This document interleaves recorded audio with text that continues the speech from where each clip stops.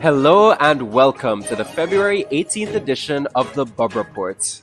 This week, we take a deep dive into the oil spill that has inundated some Tobago beaches as a result of a barge accident off the island's south coast. Regional agencies determined that the barge carrying large quantities of oil and its accompanying tugboats were traveling from Panama to Guyana, though the owner of the vessel is yet to be identified. The mysterious tugboat and its owner are still at large as no emergency calls were made.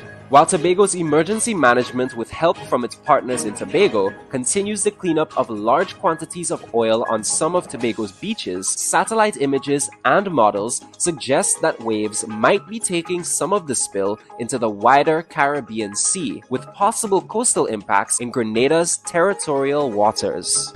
It's at that juncture we will have to get the requisite international partners to assist. That means we will go beyond just the national scope, given some of the things that we are seeing at the moment and can't readily disclose right now. The ship essentially creates a pathway through the reef where the ship dragged itself, where the currents drag the ship through the reefs. So we're seeing that clear pathway. We are seeing where the ship is grinding on the coral reef and destroying parts of the coral reef where it is currently lodged. Mobilizing the contingency plan, I would say that everything that needs to be done has been to this point done and is being done and will be done to ameliorate and minimize and eventually eliminate the threat that the vessel poses. We will have to move relatively quickly to determining what we do next, which is to bring the vessel to a position where it does not pose a threat. At the national level, we may require help, because once we start talking about salvaging, which is to get the vessel into a situation where we can control what goes on, we may have to have outside help. I can tell you that Trinidad and Tobago as a country, we have been offered significant help from friendly nations. Also on the Bubb Report, we sit with a member of the Institute for People's Enlightenment and a member of the Digue community to discuss the launch of Merle Collins' latest book, titled Ocean Stirrings. The work of fiction pays tribute to Louise Langdon Norton Little, the mother of legendary civil rights activist Malcolm X, and sister to 7 siblings. Collins' book launch will take place today, February 18th at the Holy Innocents Anglican Primary School in the Langdons' hometown of Digue in St. Andrew. Later on in the program, we sit with a Trinidadian cultural enthusiast to conduct a post-mortem of the just concluded Trinidad and Tobago Carnival. We welcome our guests, Joanne Briggs, cultural enthusiast, Dr. Vincent Adams, former head of Guyana's Environmental Protection Agency, Tesfa Peterson of the Institute for People's Enlightenment, Marieve Marast-Wells, Digue resident, and Farley Augustine, Chief Secretary of the Tobago House of Assembly. Here is our host, Dr. Kellon Bubb, with this week's editorial titled Building Momentum on Grenada's Golden Jubilee Celebrations. Please remember to like and share today's live stream. We thank you for joining us.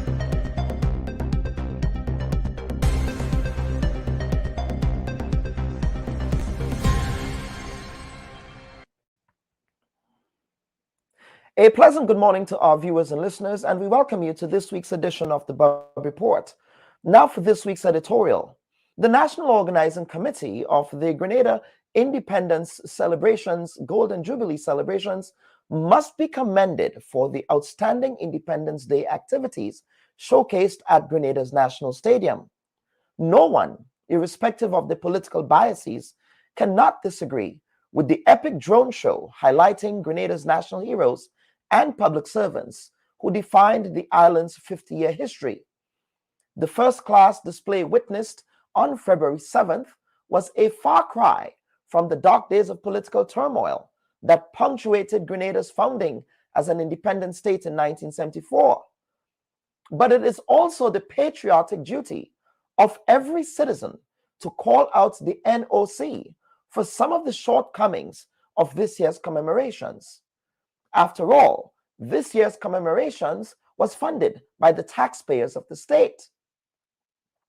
Not only was the launch date botched in October of last year, but the blunder of a 99th-hour ban on amplified sound systems across the island in a move to ostensibly encourage public participation at the National Stadium bordered on heavy-handed and problematic.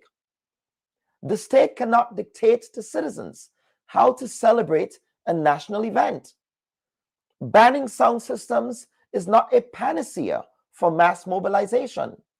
Besides, what was the point of the ban for the people of Carriacou and Petite Martinique? Was it also relevant there? Now, as Grenada looks forward to another 50, one should hope that the national pride felt at the National Stadium can be translated into actual works of pride and patriotism.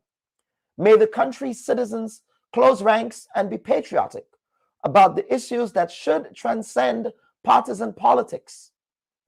Any modern post-colonial state should aspire towards achieving long-lasting constitutional reform. The current Grenada Constitution, while containing progressive provisions, is an archaic document that needs to reflect the realities of Grenada's development beyond its colonial shackles. Further, I agree with the calls for changing the oath of office from pledging allegiance to a white head of state with a racist legacy to a pledge that reflects the dreams and aspirations of the Grenadian people.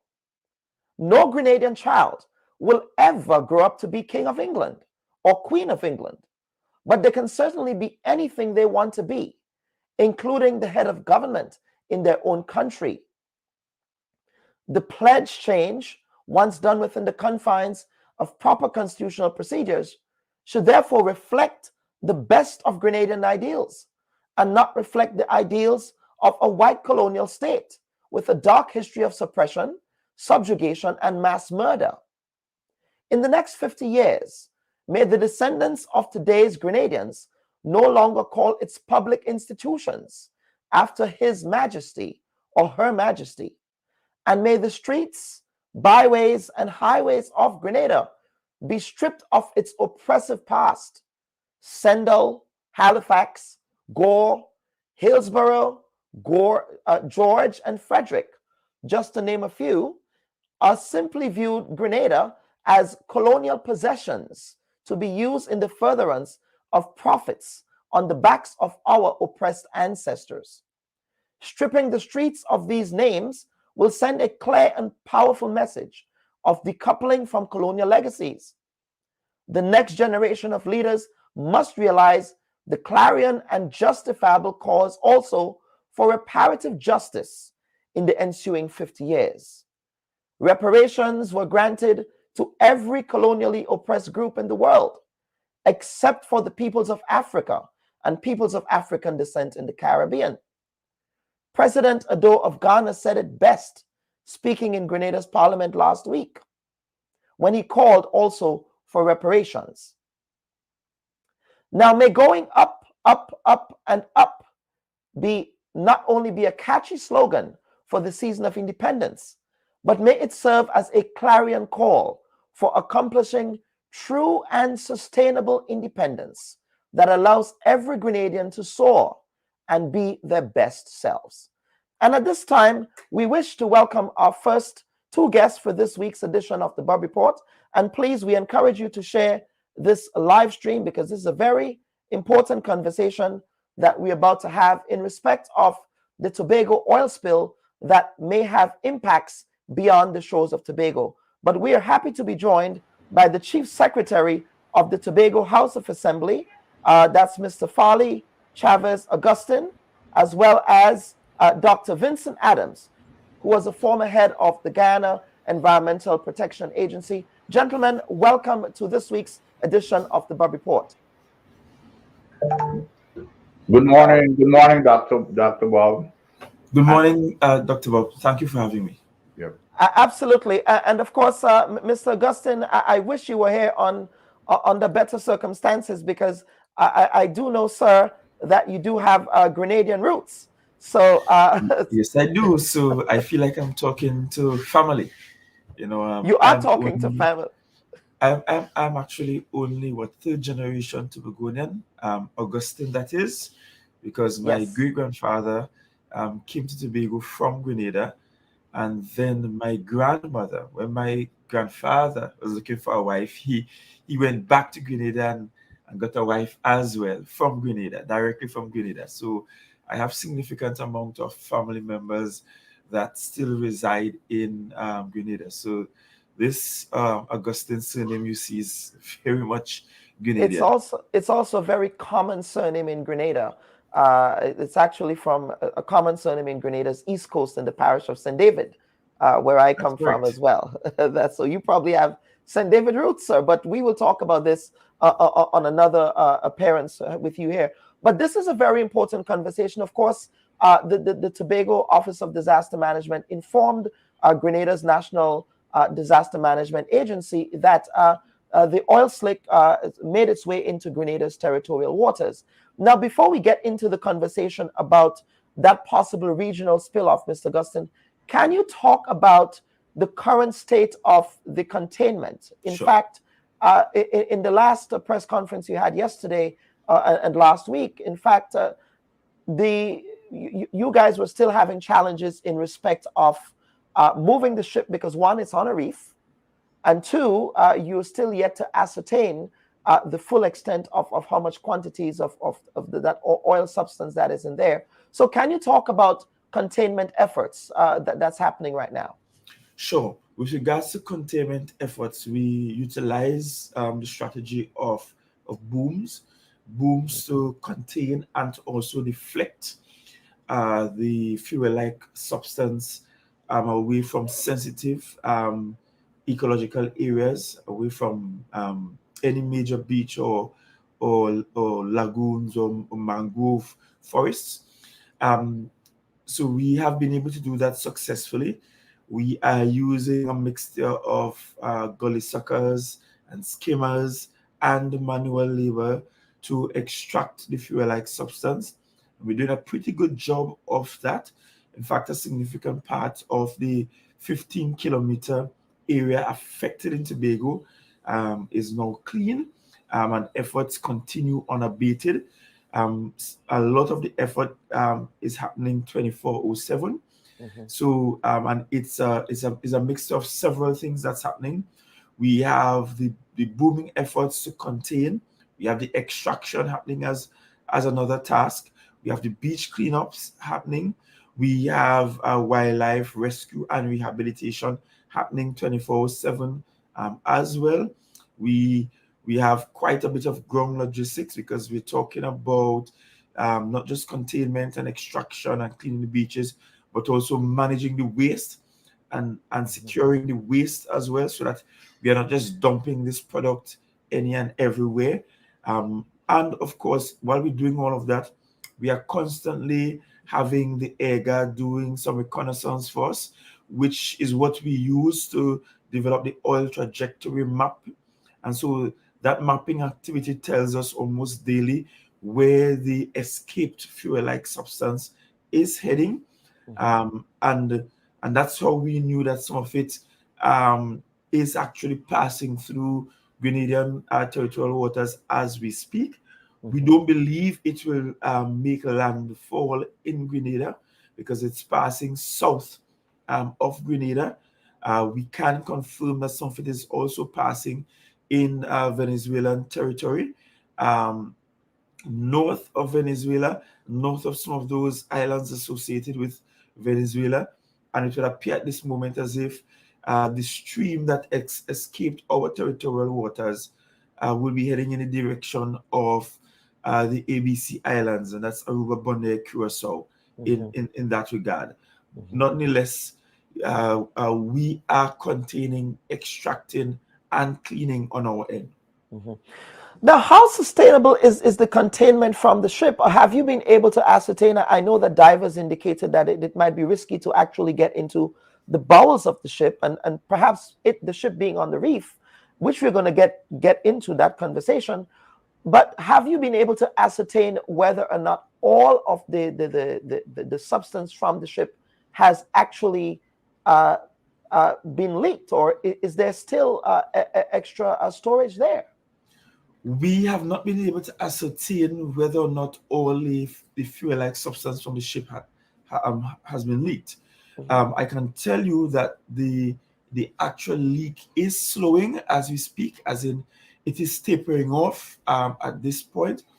But whether or not there are other compartments containing this fuel-like substance, we don't know, because we don't have at this point the schematics of the ship. It is still dangerous to dive and manually do it.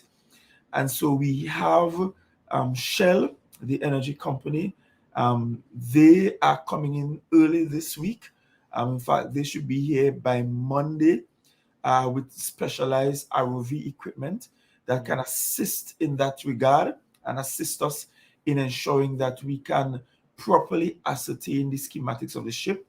Right now, today's Sunday, we also have some experts out on the water to also assist us in doing that, getting that draft of the vessel, what the vessel really looks like in the absence of having the actual IMO number, so that we can just dig into the files and pull up the schematics. We have to go through all of these hoops to get that. That will then determine whether or not there are in fact other compartments. I can tell you that the Prime Minister late last week, in response to questions that I have asked, has indicated that they still can't tell us who is the owner of this vessel, and in that they can't tell us who's the owner of the vessel, then we can't direct our questions to anyone specifically at this time. And I'm chuckling, but it's an uncomfortable laugh, to be honest. And more than that, though, we have been able to confirm that it is a barge and not a ship per se, and that this barge was being tugged, being pulled, and we sort of identified that very early on, because we did identify that attached to the vessel was a cable, a steel cable, the length about a third the length of the actual barge we have there, and the barge we have there is about 300 feet, about a little over 9 meters thereabout in length. So it's pretty large as it is, and in fact, I did a seaward tour of the area yesterday morning between 11 and 1. I did a seaward tour, and I can tell you for a fact that the leaks seem to be tapering off as we speak. So the amount, the quantity of the flow is not as heavy as it was previously, and it is tapering off as we speak. It appears to be tapering off as we speak. So we essentially feel as if we are getting towards the end of this, but in the absence of knowing the schematics of the ship, that is a bit difficult to be certain about. Now, in respect, so the barge does not have any registration number. It was not being tracked by the Trinidad and Tobago Coast Guard. I'm just trying to understand how. Now, the Prime Minister, Dr. Rowley, indicated that there is no cover-up here. So, against the backdrop of what he is saying, I'm just trying to understand how a barge, a ship from nowhere, has no registration. Well, while the cover-up may not be at the central government, at Dr. Rowley's government, certainly somebody somewhere has sought to have this cover-up. What we are being told is that this barge disappeared off radar sometime on the 4th of February. And then the next time it popped up is because we saw that there was a leak happening on the 7th of February. Wednesday, the 7th of February, we had the reports in of the leaks. The divers cannot locate the IMO number, because in the area where the IMO number is usually lodged, that area had thick layers of fuel-like substance around it. So it was not safe for such a dive to take place. But I have the divers going out this morning again, given that we're seeing that there is sort of a tapering off of the leak, meaning that the volume of leak has reduced significantly, to see if there is a possibility of getting an IMO number today. If we're able to get that today, then we can certainly look into the records, global records through IMO, and be able to identify the owner of this vessel.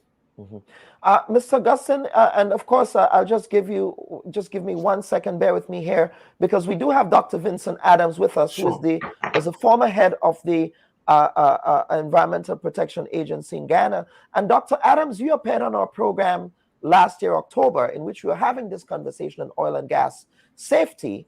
And I'm going to play what you said then, and then we're going to get back and have an overall conversation about the environmental impact, because of course we know that Tobago is known as the island of Robinson Crusoe. It's a very pristine and it's a beautiful island.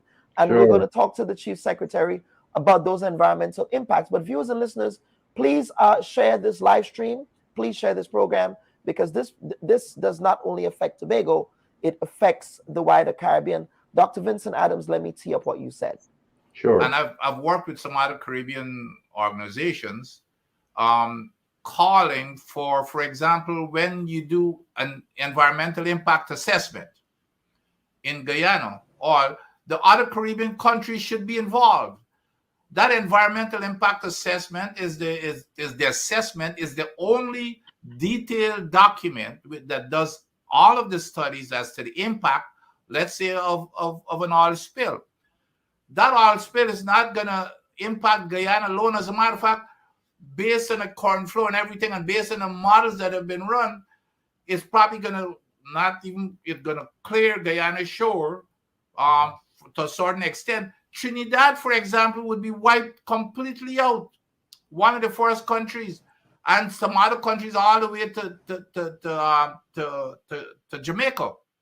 So I have always called for that integrated effort to come up with regional regulations, especially when you're going and drilling offshore. The boundaries, your geographic boundaries, doesn't see where the wind, they don't care about the wind, direction and that type of stuff. Those things cross boundaries. Those boundaries are just created there by man. Nature does not operate that way. If you have a spill, that current, that water is going to go any place where nature takes it, and which means it impacts the rest of the Caribbean. Dr. Adams, I'm not too sure if you're a prophet. Probably you are.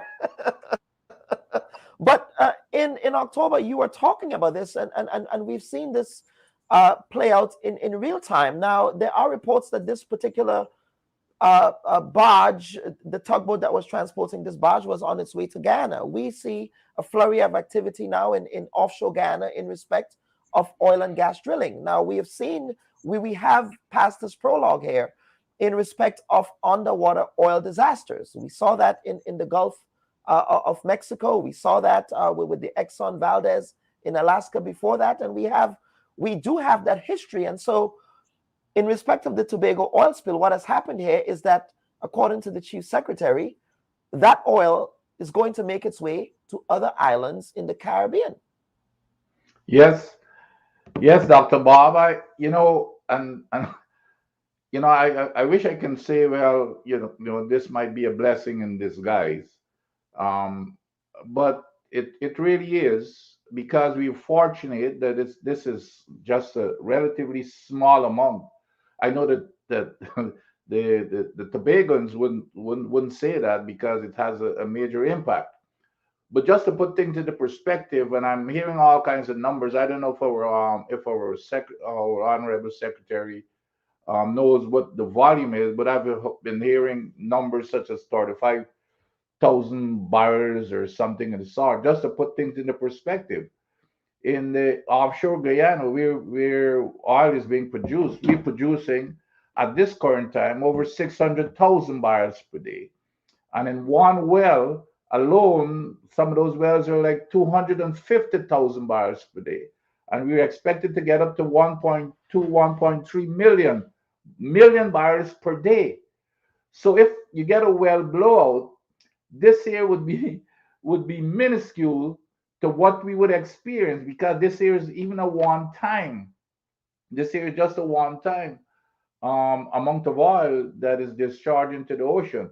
If you get a well blowout, it's gonna go for days, probably I don't know, for months. You remember the BP spill in the Gulf that went for what, 8 to 9 days.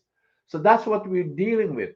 So this here should be an eye opener for the entire Caribbean, and it's very mysterious, by the way. It shows exactly how things could get chaotic, and we probably have plans on paper, like all these contingency plans, and even in Guyana, I remember when the one department had done the contingency plan for if you get an oil spill in Guyana, um, and they brought it to the EPA when I was there, and I refused to sign it because it was so inadequate.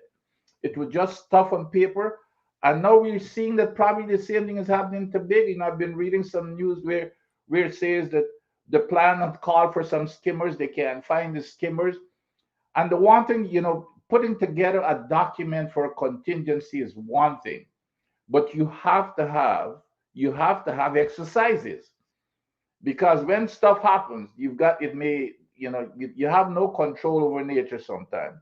So you've got to, and that's what an EIA does, by the way. It identifies all the possibilities as to which areas would be impacted, and they have those local communities and some key people who gets involved. And what you do, you normally have exercises. So when these things happen, everybody knows what they've got to do. You've got the equipment and everything ready. It's not just looking all over the place for equipment. You always have that exercise to make sure that things are there. Now, here is what's troubling about this all. Mhm. Any First of all, any ship that carries cargo, the one thing, there's something called a manifest. A manifest. And if let's say it's coming to Guyana, that manifest has to be sent to Guyana, to the authorities, before that ship arrives in Guyana. There's a time, maybe 2 days or 5 days or whatever it is. So that manifest has a description and identification of whatever product is coming into that country. So this whole thing about the vice president of Guyana was on. He had his press conference during Thursday. When he was asked, he's claiming that he doesn't know anything about it. Now we were through what, 8 or 9 days already, and nobody seems to know anything about this ship. So and even when the people, whoever is going to, whoever is the importer of whatever product they are, especially when it comes to oil, they've got to have a license to bring it into the country, and in our case it's a Ghana Energy Agency, and then they've got to have my understanding is they've got to have a test of whatever that oil is, and they kind of tag it or ID that oil that is coming into the country. So there has to be information at the destination, the destination country. So I don't, and even when it passes through EEZ, I remember when I was in Guyana, the EPA, even within the EEZ, even if they've got to pass through, as long as they're passing through our EEZs, they have got to register. We've got to know, and I think they pay a fee or something every year. Mhm. But everything that passes through every country's EEZ should be identified. So that manifest, if that manifest doesn't exist, there is something fishy going on, and we need to, the governments in the Caribbean need to get to the bottom of this, because oil is gonna, it starts in Guyana, but other countries are even trying to start producing oil. So this year, like I said, it's an eye opener for us that we better use this as a lessons learned to get our act together, or else we're gonna have a disaster. Mhm. Worse. And Yes, absolutely. Mr. Chief Secretary, you just heard Mr. Adams here, and there does appear to be a lot of secrecy around this, which is just extremely concerning to you, I'm sure, and to the people of Tobago. Now, let us talk about these environmental impacts, Mr. Chief Secretary. Have you been able to ascertain what those preliminary impacts are looking like now? Well, sure, we have been able. In fact, the first thing that we had to do was to ensure it did not go beyond a certain radius. And that's why we are fortunate that only 15 kilometers of our coastline was actually impacted, and that we were able to ensure that areas such as the Prize, the Boku Reef, or Pigeon Point, or Store Bay, and some of our most prized environmental assets were not damaged. We, however, have one major lagoon in the mix that was impacted, and that's the Petitru Lagoon. And we have had to establish a team working on wildlife rescue and rehabilitation, and they work day and night so that even the wildlife that operates nocturnally, they can be rescued. We're talking about the fact that we set up almost like a hospital for wildlife on spot where they are triaged and everything. And animals are being cleaned and placed back in the wild, moving animals from one habitat to another, similar habitat to ensure that they remain safe. We're talking about, just yesterday, we were going through with the environmentalists and looking at areas that requires us to do some flushing. And those things are costly exercises.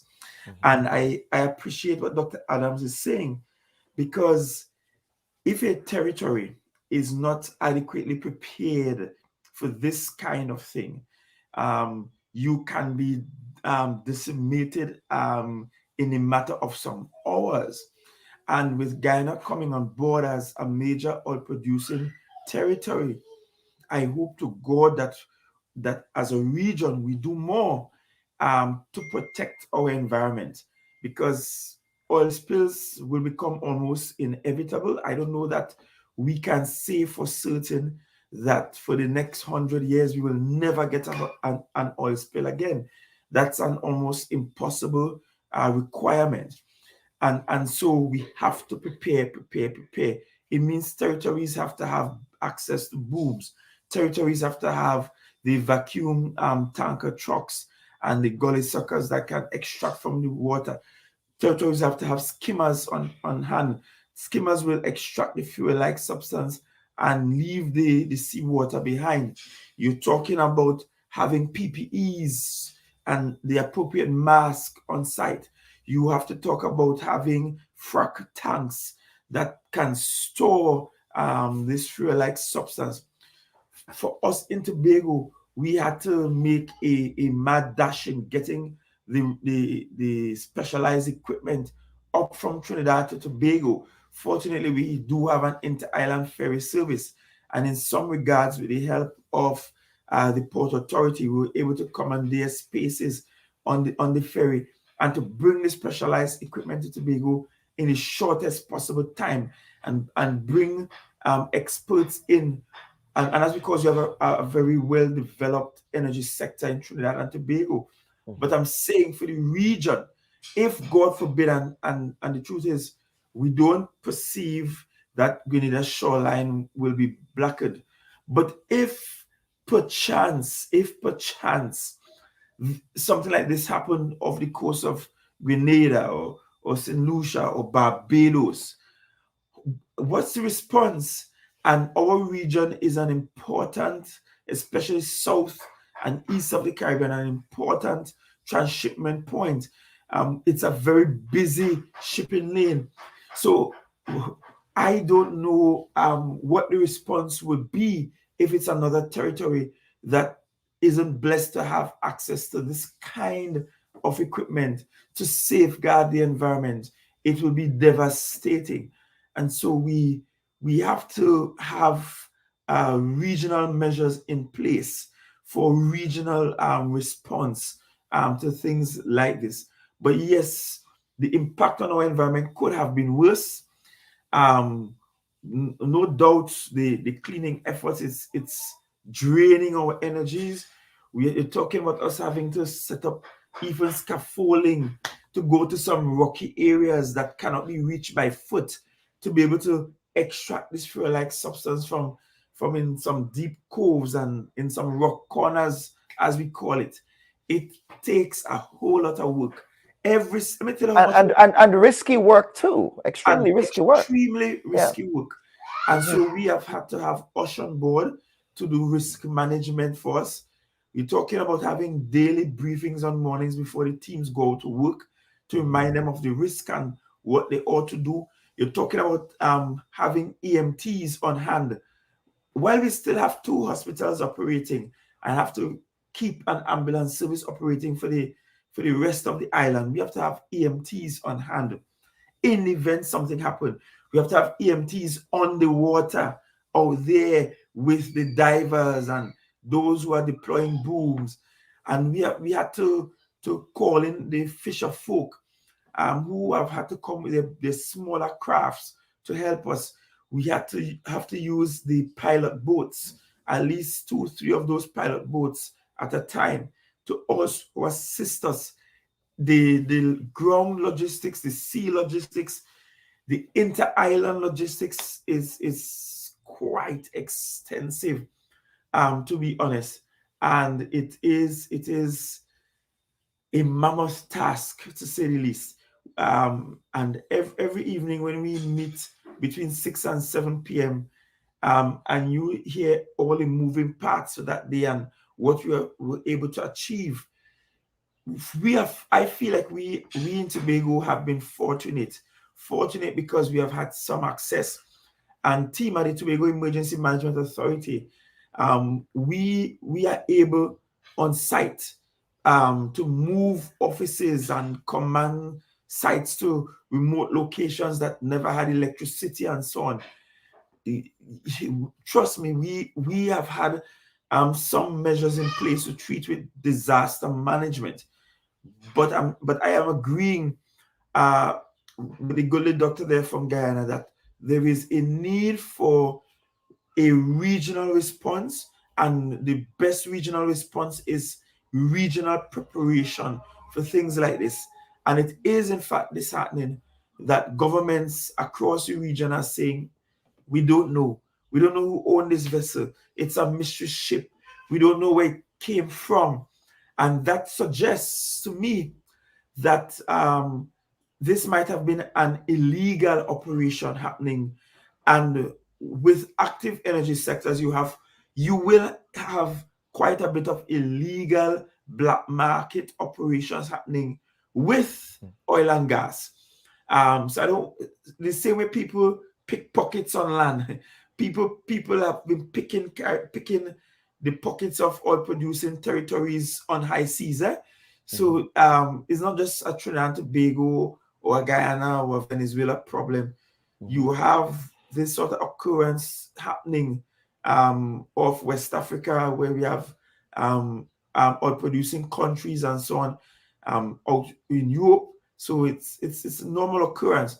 Again, that calls for a coordinated response across the region, because then we have a security threat that we have to respond to. And I don't think as a region we have done sufficiently in managing our maritime space as a region and policing it as a region. Our response tend to be calling the US, we have shipwright agreements with them, calling other people to come and manage our space. But as CARICOM, one of the things that we have to look towards doing is doing a better job at managing our maritime space. Yes, there are agreements. Yes, there is some coordination. Yes, we have situations where our Coast Guard will be of assistance to those in the Eastern Caribbean and smaller territories and so on. But we need to do more. We need to do more, I think, because the stakes are higher. And even we are busy complaining to the world about guns coming into our territories about our region being an important transshipment point for illicit drugs and so on. But are we doing enough to manage our maritime space and to police our maritime space? That too is at the heart of the environmental question that has to be answered. Let me. And Dr. Adams, I want you to chime in here, please. Oh, absolutely. Just to put things into perspective, and again, I cannot overemphasize the importance of having these emergency plans. But we've got a habit and a culture, especially in countries such as ours. We've got a culture of you do a document to check a box. These documents, these contingency and emergency plans are important. They mean something. It's life or death. So when you do that, there it's called for exercises to make sure that when something such as this happens, all the parties throughout the entire country as to who's going to be impacted, they're ready. What I'm hearing here is very typical of what happens when you're not prepared in terms of doing exercises, whatever time period you have to do exercise every 6 months, every 2 months, or whatever it is. So when something happens, all the parties know you cannot wait until an emergency happens and then you start trying to learn it's sheer chaos and it makes the situation much worse. Now let me put things into perspective here. We've got oil, well, of course, Guyana is a big producer. Who knows, who else is not going to be producing oil in the Caribbean? But Guyana right now, like I said, is producing, I think it's like 650,000 barrels per day. The plan is to get up within the next couple of years to 1.2 million barrels a day. But here is how it impacts the Caribbean, or put the Caribbean at risk, not only for an oil blowout or a spill and those type of things. Here is the big, which is coming close to this incident that happened there. Every single day there is a ship that is, well, right now it's probably one every 2 days. The ship that transports the oil from Guyana to all over to refineries, they've got to come to the United States or wherever they've got to pass through the Caribbean. Each one of those ships is carrying 1 million barrels of oil every day. When we get up to 1 million barrels of oil, because one of those ships carry the capacity is 1 million barrels. This ship here, this barge here is tiny compared to those ships. I think this barge, I see all kinds of capacity, but we're looking at 1 million barrels on every single one of those oil ships that passes through the Caribbean. And right now, because it's 650,000 barrels per day, you probably got maybe 1 to 2 ships per day. I mean, about one or less, about one, the maximum of one per day. However, when we get up to 1 million barrels, you will have at least one ship passing through every day. And with the frequency, the risk increases. So that's why it's important for us to have to be prepared. So this here, it's a wake-up call for the entire Caribbean. It's unfortunate that it had to impact the beautiful island of Tobago. But of course, all of us should learn from this incident and be prepared. That's the most important thing. Look, and I'm going to say something here. There's an organization, oil and gas governance. It's an organization, the OGGN, made up of high-powered technical folks from the United States and Canada and abroad. That is looking at the oil industry and its operations and everything else that is going on with it. And one of the things that OGGN did in terms of trying to bring attention to the risk of this oil production in Guyana, they wrote a letter to CARICOM, to the CARICOM heads. It was ignored. They wrote a letter to Prime Minister Rowley. It was ignored.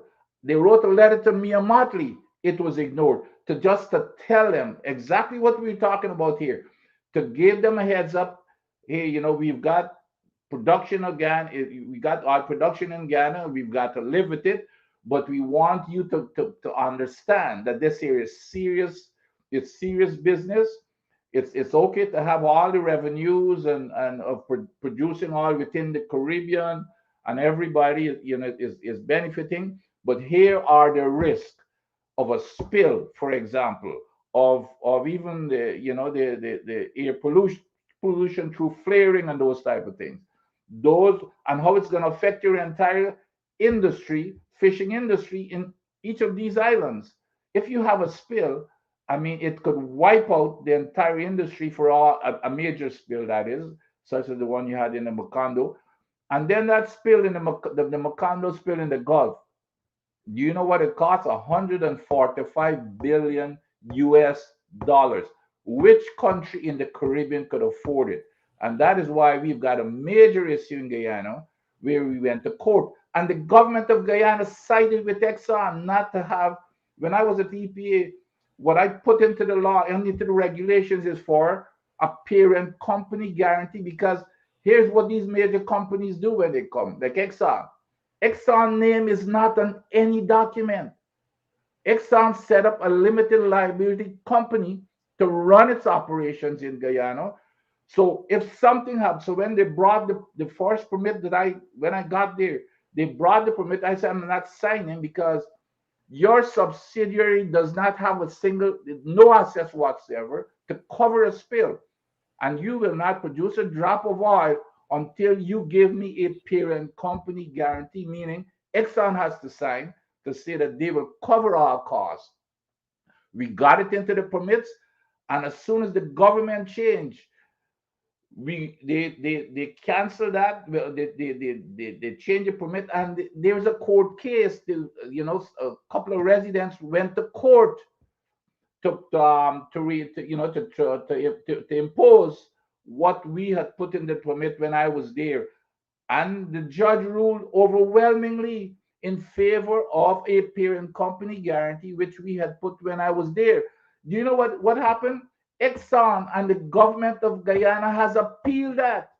So if we have a spill in Guyana, not only it would bankrupt Guyana, it would bankrupt the entire Caribbean, because who's going to afford 150 or 140 billion US dollars to do and that's just for the cleanup.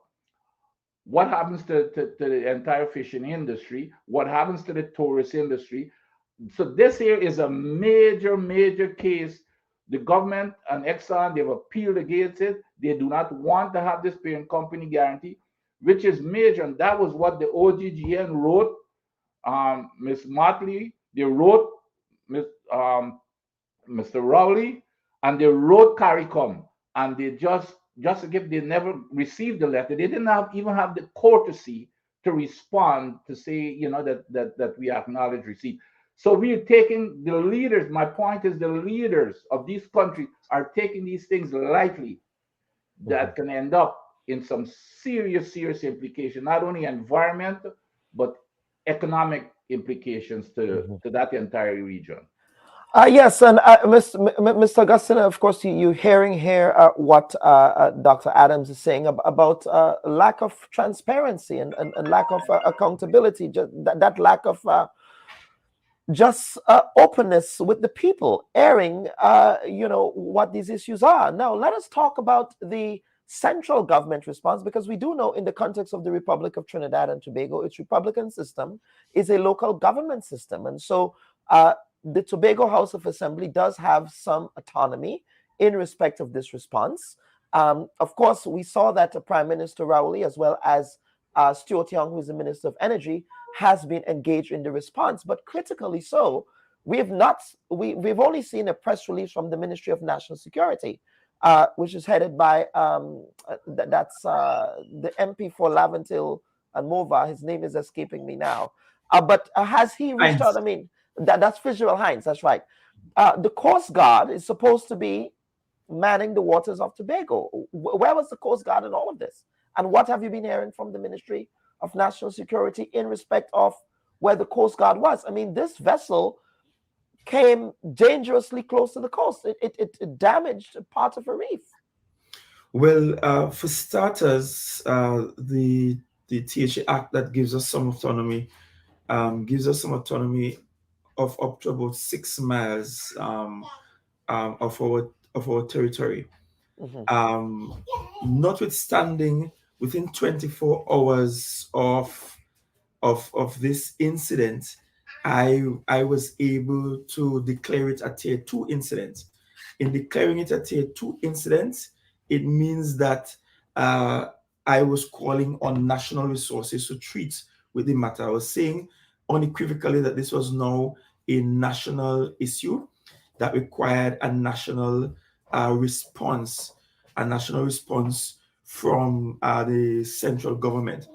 I made it my duty to call into question the Minister of Energy and Energy Industries, as well as the Minister of Works, because the Ministry of Works has a maritime division on its belt, and they have been critical in the conversations.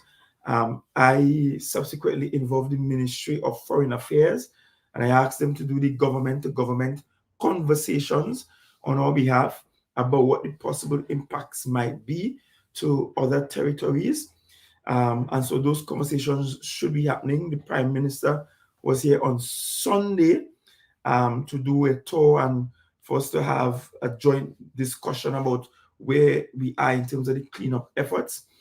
But you raised a salient point, which is the work of the Coast Guard. Now, the Coast Guards have been extremely useful during the cleanup efforts. In fact, they came to Tobago, I think, sometime on Thursday the 8th, from late that evening, that night, sorry, and they are here with us constantly. They are, in fact, assisting with the cleanup efforts and so on. What we did not get, however, is a sort of a preemptive approach. It shows that we have weaknesses in terms of border patrol and control, and that might be the case across the region. Is perhaps not unique to Trinidad and Tobago in this regard, and that goes back to the point I made earlier, which is for a region that is plagued with high levels of criminality, a region that knows that it is perhaps the most important transshipment point in the illegal trade of guns and drugs, that we don't have sufficient maritime security within the region. And that should behoove us to be a lot more aggressive than we are. And we are not nearly aggressive enough in managing our maritime borders and ensuring that we can control what happens on high seas. It means that collectively we have to invest in proper radar equipment, invest in coast guards and proper ships and OPVs and so on. As a region, we need to look at coming together to secure our borders.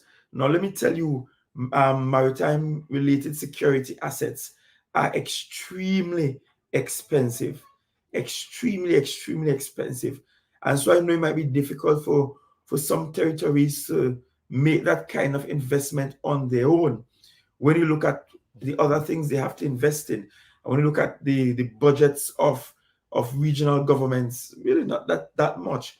But I think collectively we can do more. And if we pool our resources, then we can make worthwhile investments in securing our borders.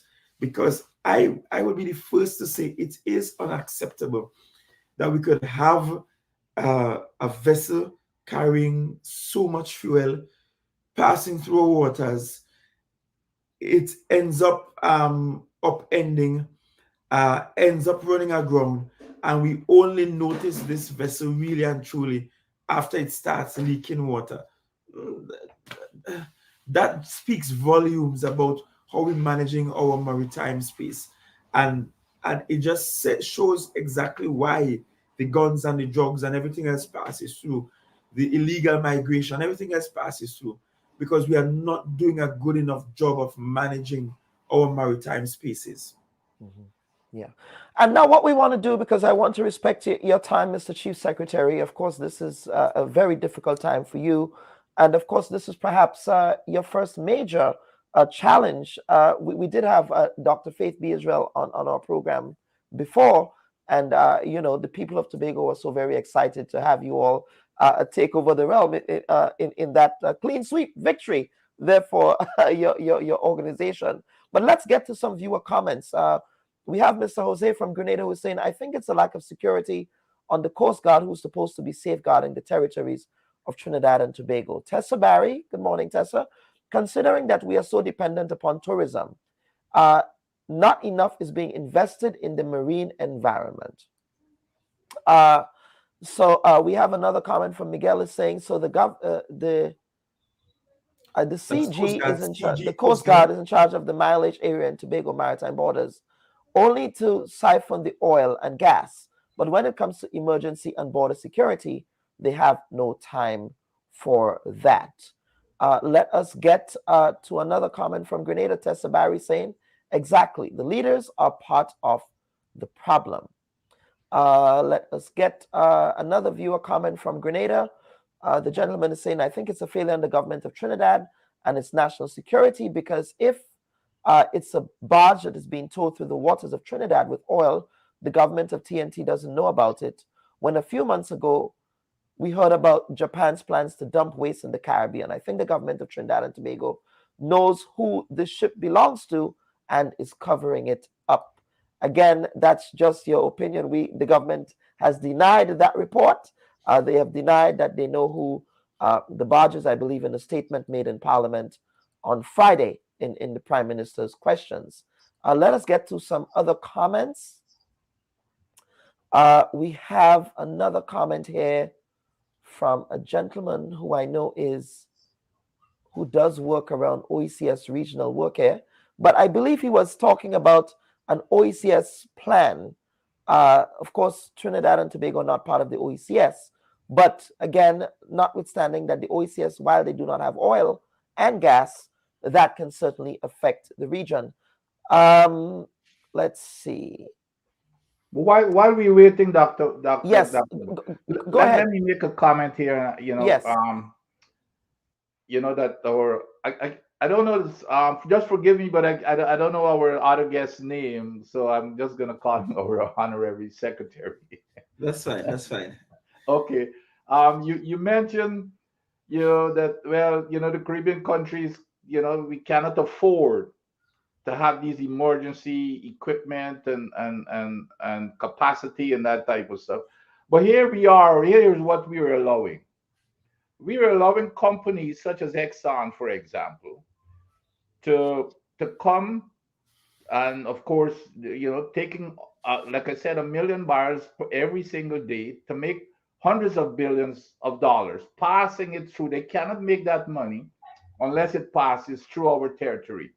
I think the Caribbean government, the leadership, come together and go to Exxon, Exxon is the big user, and say, here, you need to provide the funding for whatever capacity we need to build, just in case there is an emergency, which is the same thing that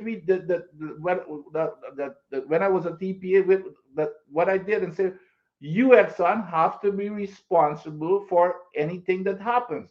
I think the Caribbean government ought to do that. You just can't want to pass through and use our territory and making all this money, but then you're putting the Caribbean at risk.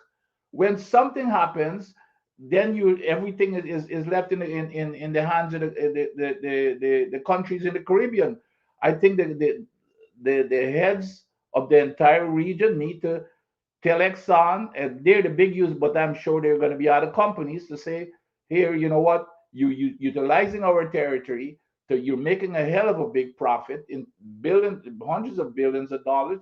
You need to provide us with the capacity, with the cost of the capacity for us to respond to a spill because you are the ones that are providing that are putting us at risk.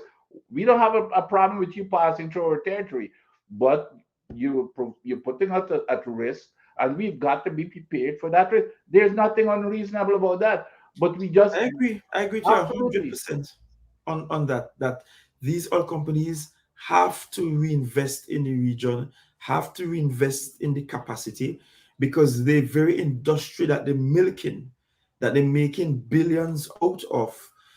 Depends on having this sort of risk management occurring. And so if at the moment Caribbean territories can't just afford it because it's a costly venture, these multi-trillionaire absolutely. companies have to make that kind of investment for the region.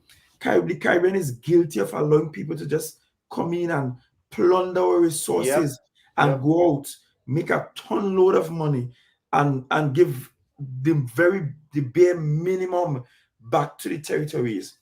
I mean, I am very happy for Guyana's exploits now, but I have been saying to all my Guyanese friends, I pray God that you come away much richer than Trinidad and Tobago has from your experience with the oil and gas sector. I really, really hope that for you all. And you all have to put your collective feet down in ensuring that you get just dues from those companies that are now exploiting the resources in your territory. Yep. Absolutely, and because we do have to get to the next segment, and I believe some of the other viewers are really resonating with what both you gentlemen are saying here. Mary's saying exactly, the oil companies have to share accountability. Astounding if this is not done. Gentlemen, I want to go over to you for some closing comments because I want to respect both of your time, especially Mr. Chief Secretary. This is a difficult time for the people of Tobago. I was in Trinidad for Carnival, but I will promise to make it over in October for Tobago's Carnival. No, I haven't come over to Tobago yet. So you need to come to Tobago in October then. Definitely, absolutely. So yes, my closing comments, well, for the global community, one, I wish to assure you that we are in fact getting the cleanup operations done, and the island is slowly smiling again. Significant portions along that 15-kilometer radius is now clean. The other areas are actively being cleaned, and we're doing it in concert with environmental best practice. And so the cleanup operations are really going according to plan. We have been able to protect most of our prized environmental possessions, and so those are not at risk. And you could still get to Tobago and enjoy beautiful beaches, beautiful sites, beautiful ecology that remain unimpacted. But the lesson for us in all of this is to be prepared. The truth is, while Tobago prepared for hurricanes, we prepared adequately for earthquakes, we prepared for tsunamis, we prepared for floods and landslides. And we do in fact have a national oil spill response plan. In addition to a Tobago oil spill response plan, what this strike of disaster has shown us is that we needed to prepare some more, especially with having assets readily available to respond to oil spills on island. And I think for most of the Caribbean who might be watching and listening this morning, you need to also be equally responsive. Even if you don't have an oil and gas sector in your territory, you should have some minimal assets there so that you can respond to this kind of disaster should it ever happen on your shores. Because as we have pointed out, where we are located geographically, we enjoy the benefits of having a very active shipping lane, international shipping lane. And so we should be prepared as much as is possible. And yes, I will support any venture towards the Caribbean territories coming together and ensuring that we have a regional response plan, and not just a plan, but having the requisite assets to respond to those plans and safeguard our environment. Chief Secretary Augustine, thank you so much for appearing on this week's edition of the Bubb Report. Of course, we will be attempting to reach out to central government as well, including Minister Fitzgerald Hines. We have not had any luck in that respect because he's not responded to some of the messages we've been sending, but we will attempt to continue to do that. And Dr. Adams, over to you for some closing comments, sir. Oh, sure. Just to echo, I'm going to go back to my old tune that I've been singing, so you might have to replay this too. Yes. It needs an integrated effort. It needs an integrated effort. If you look at the Caribbean, if especially when it comes to oil spill, like I said again, an oil spill does not see boundaries. So we need to work this as an integrated community. And the one thing I want to reemphasize that the Honorary Secretary says again, do not let us make the mistake of just having to say that we have a plan in place. That plan, we have to make sure that that plan could be executed, meaning that you've got to conduct exercises all of the time to make sure that people, when something happens, all of the parties know, what they have to do. And I hate to end on a kind of a negative note, but to me, the leaders of the Caribbean are not taking what is happening in the Caribbean right now with oil production. They're not taking it seriously. Like I reference again, the letters that went to those three eminent leaders of the Caribbean, and they didn't take just to give, somebody was just trying to make some noise or something, but they have to take it very seriously. And the last thing is that these companies who are making a whole lot of money utilizing our resources, like passing through the Caribbean with their oil to make hundreds of billions of dollars or trillions of dollars, they have got to invest in facilities and capacities to make sure that if something happens, it could be taken care of. Not to just, if something happens, they just walk away, because that's what's going to happen. Trust me. Yeah. If we do not hold their feet to the fire up front, we cannot wait until an incident occurs, because we're not going to beat them in court. And if you do not hold their feet to the fire up front and make them have that legal guarantee, a disaster will happen. Trust me. I hate to say that, but it's just a matter of time. But we've got to be prepared and make sure that they are held accountable. But it comes from the leadership, the will of the leadership to stand up and make sure that the Caribbean is protected in the right manner. And the people who are making the money, they're the ones who should be bearing the cost of it, not these poor countries. Absolutely. Gentlemen, thank you so much. And I would end on this reflection. In the Caribbean, we talk about tourism being everybody's business. We talk about the Caribbean being this gem of tourism prowess around the world. And I'm thinking to myself, what if this particular Tobago disaster happened on a larger scale? We look at some of the prized assets, tourism assets in Tobago. Tobago has a UNESCO Tourism Heritage Site. Yes, in respect of the Bucco Reef, right, Chief Secretary? Now, what if this were to happen across other islands in the Caribbean who value tourism? That impact would send ripple effects for not a month or two, but for decades. So that is a cautionary tale here. In as much as we love the natural resource of oil and gas, those other natural prized resources that we have in the Caribbean are priceless.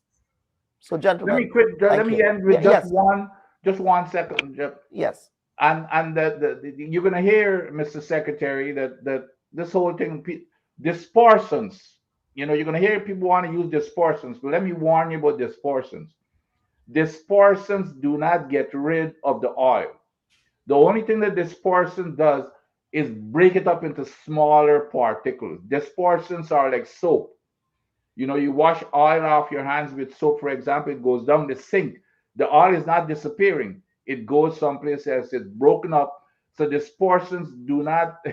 So it may appear to have disappeared because it's not in one big bulk that you're seeing, but that bulk is spread all over, and it impacts the ecology and fish life. So when we are not using dispersants, we are not using dispersants as a strategy, because the a lot of these environmentalists companies are going to tell you to let it appear as if it's gone. It's not gone. I just want to caution you there because it impacts fish life. So skim as much as possible and those type of things, which is sounds like what you're doing. So just to, Gentlemen, thank you again. And Chief Secretary, I know that you have to go, but we certainly we will have you back again.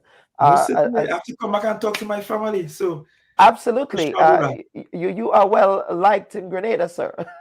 and say hello. I've got a very good friend in Tobago, Dr. Joseph. He and I went to school together in the U.S. Okay, no problem. Yeah, absolutely. Viewers and listeners, that we just had Mr. Farley Augustin, the Chief Secretary of the Tobago House of Assembly, as well as Dr. Vincent Adams, who was a former head of the Guyana Environmental Protection Agency here. Now, what we want to do is to take a quick break and come back with this week's second segment. Please stand by.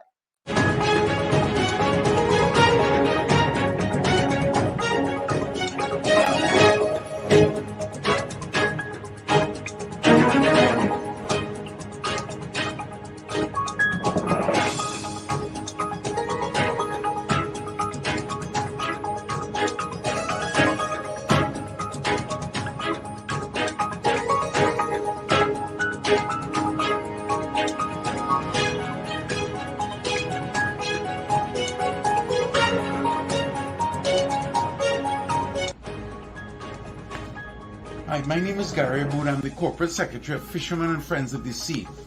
Yesterday we got a call that there was a ship that was overturned over 100 feet in size and slowly moving towards Tobago. The video we received showed that it was oil. All my paws are raising. It's a terrible disaster. Today we get more pictures. We contacted the Coast Guard, the EMA. The government have an oil spill emergency contingency plan. They are supposed to be responding to it, but they're not responding. How can a sunken ship move so slowly towards our coastline and no emergency response? What if it was selling cocaine or guns? There's no radar system to monitor what is moving and what is not moving. What are we doing to our nation and our people? We have a national oil spill contingency plan. Why isn't it being activated? Look at it, you can see it for yourself. Where are the booms? There's supposed to be booms to contain it. Now, who's going to help our fishermen and our rural communities? When you destroy the sea and the nursery and the coastline, what happens to our people who make a living on the sea? Where's the rescue? Where's the EMA and the IMA? Big double-digit salaries. Are the culprits going to be charged and prosecuted and incarcerated? Are they going to pay compensation? Have the IMA even fingerprinted the oil? We have laws, you're supposed to go and fingerprint it to know where it came from and who are the responsible parties. So we are left in a sea of anxiety. Who is looking out for our people? Please, Dr. Rowley, please. Talking nice on podiums is great, but there's work on the ground. There are people on the ground. Our national heritage destroyed.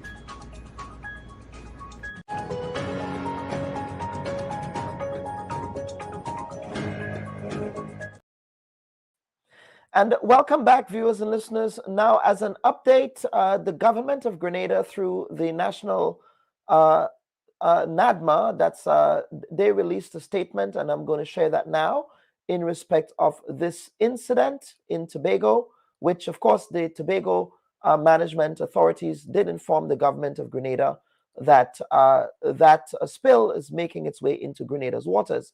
But the statement reads, quote, the National Disaster Management Agency continues to carefully monitor the ongoing oil spill which occurred off the coast of Tobago.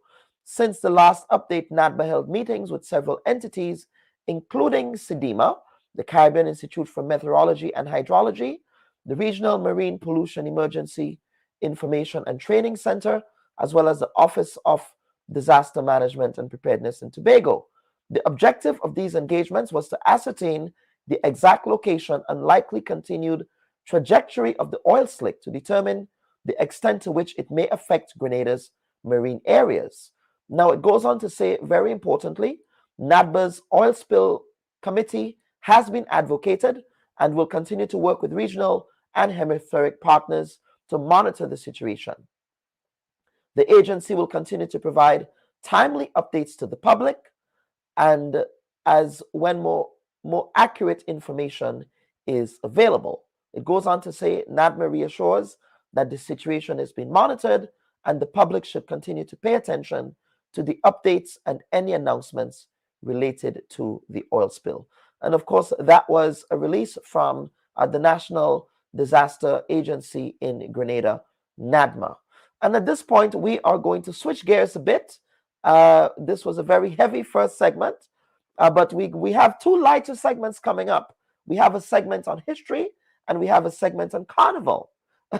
We have some folks who will be talking about both here, but we want to start with history first. And we are going to get to the folks from the community of Digue in St. Andrew, as well as the Institute for People's Enlightenment, who are going to tell us about a book launch that will be happening later today in honor of Louise Langdon Little. That is the mother of the late, great Malcolm X. Of course, Malcolm X has Grenadian roots, his mom coming from Digue in St. Andrew, Grenada. So I'm happy to be joined by Marie Wells. Please, if I'm not pronouncing your name correctly, correct me. Marie Wells Marast and Tesfa Peterson of the Institute for People's Enlightenment. Marie is part of the Digue Heritage Honors Remembrance and Memorial Day in honor of Miss Louise Little. So I want to begin with you, Miss Wells. Of course, you are from Digue in St. Andrew, and of course we know that St. Andrew is also the home of the father of Grenadian independence, but it is also the ancestral home of Malcolm X. Let's talk about what you do as a community to recognize and honor your hometown hero. Okay. Good morning, everyone, and thank you for having me. I am happy to be here and indeed humbled. Yes. As part of the Digue Community Heritage and Honors Program, it is a program that has been ongoing for approximately 6 years. And in an effort to remember Louise Langdon Little, the mother of Malcolm X, we have been having a series of educational forums, usually the Sunday closest to the third Monday in February. The intention is to get the government to recognize the third Monday in February as Louise Langdon Little and Malcolm X Day. Not necessarily to make it a public holiday, but to bring awareness, and so that we can always do something and keep our history, our heritage alive and well. Absolutely. And so we're getting close. We are on the cusp of that particular day. And this year there is a special event. Can you tell us more about the intention behind having the book launch on that day in that community? Yes. So we have had Dr. Moll Collins with us before, and she would have given lectures on the life of Malcolm X, and we realized that based on what was happening, she got interested in writing this book, Ocean Story. And we know of Malcolm X, but very little is known of his mother from Digue, a Canadian. And so she chose to write this book. It's a historical fiction to commemorate and remember and bring awareness to Louise Langdon Little. So today, February 18th, the Sunday closest to that third Monday, we are launching Ocean Stories by Moll Collins in Digue. For Grenadians who are just hearing about Louise Langdon Little for the first time from La Digue, tell us who she is and the role of La Digue in raising this great woman who has her own chops. Of course, Tesfa is going to come in and talk about those chops shortly. Okay, so Louise Langdon Little grew up, born and raised in La Digue in a typical family. She was raised by her grandmother, and because she lost her mom very early.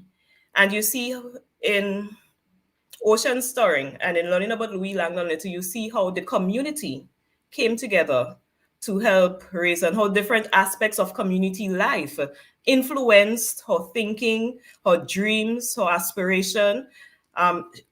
Where we are having our book launch at the Holy Innocents Anglican School, that is the school that Louise Langdon Little attended as a child, young girl growing up in La Digue. And so we see it was, how should I say, heartwarming for me when I read the book to actually be able to identify with so much of the storyline, the language, the setting of Louise Langdon's Little's life and growing up in La Digue. And you see how like different community features, and it's not just,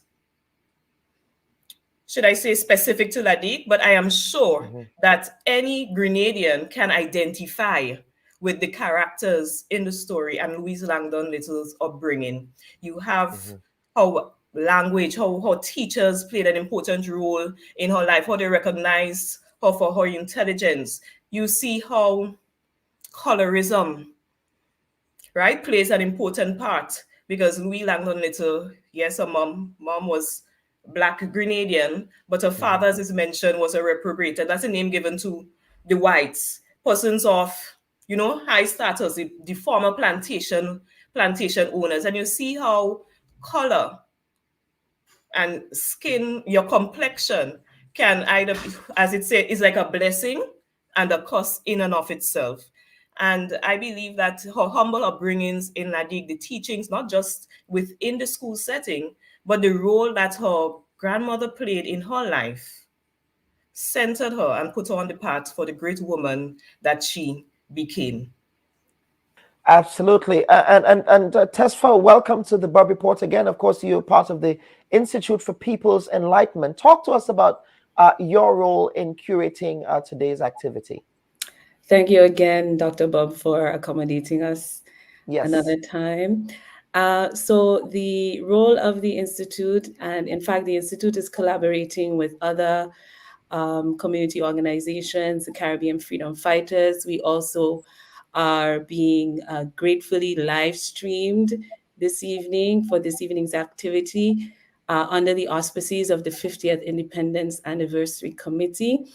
And our role in the IPE has been to facilitate the process for the community of La Digue as far as we can, and to mentor persons in the community, such as Marie, to undertake the work and to continue the work themselves. This work was inaugurated in 2019 under the beautiful should I say, auspices of Dr. Merle Collins, who gave the first lecture highlighting Helen Louise's diaspora journey. And in that year, in 2019, she also went up to La Digue to the Holy Innocents School and did another lecture there in the community. And I in terms of the role of the IPE, that was where we began to be involved in the community of La Digue itself.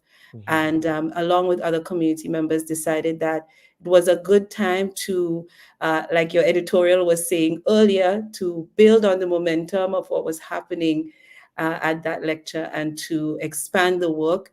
We believe that the personage of Helen Louise Langdon is somebody that needs to be highlighted in Grenadian history, in the context of 50 years of independence, in the context of conversations about national heroes, who our national heroes are. I think it's a very fitting time for us to be in conversation about national heroes who are women, who are strong women, who are activists, who give birth to transcendental men who go on to change our minds about how we think about the world. And we have somebody like that who was born and raised, like you heard, in Digue, and then set off for Montreal later on and to the United States in her later years. So we're really excited about this evening's event. And we're looking forward to welcoming members of the community as well as people who will be joining us online.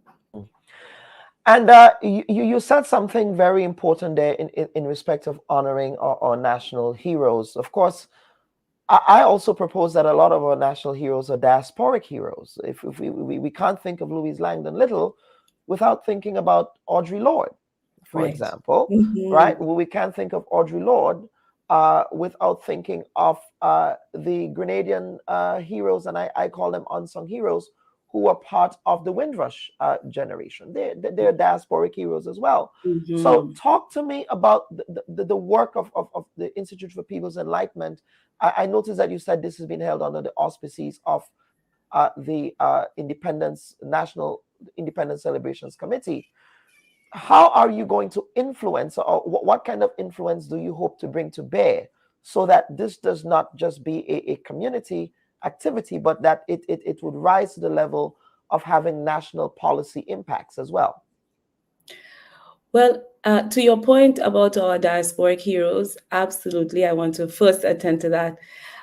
In fact, I also have my copy of Ocean Stirrings here with me as well, and I encourage you, if you don't have a copy, to get one. Dr. Collins will be there this evening signing copies. But if you read Ocean Stirrings, one of the things that strikes me about Ocean, which is the name of the character, the fictive character of Helen Louise in the book, and I must emphasize here that this is a work of fiction, and Dr. Collins is very clear that this is a work of fiction, and that she is imagining into what Ocean or Helen Louise's life would have been like in Grenada. But in the book, especially at the beginning of the novel, we see Helen Louise in a kind of political formation, kind of coming into a political consciousness that, like Marie said earlier, is very much influenced by her teachers. The royal reader is another character in the story, that old colonial royal reader.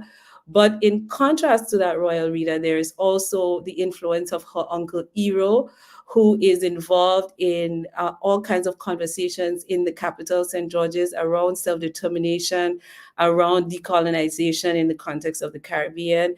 When he moves away to Canada, he begins sending her literature about the Garveyites, about Marcus Garvey. And so even in Little Grenada, she is already acquainted with what's already coming into a sort of politics and understanding of the world that then is very much a part of how she attends to her diasporic life, gets involved in activism in Montreal, through that meets her future partner and the father of Malcolm X. Same with Audre Lorde. Audre Lorde, one of my favorite pieces of Audre Lorde is a piece called Grenada Revisited, where she talks about why Grenada and the events of 1983 in Grenada were pivotal to our understanding, not just of Caribbean politics, but also of global politics. So we see that our little Grenadians have had global impact.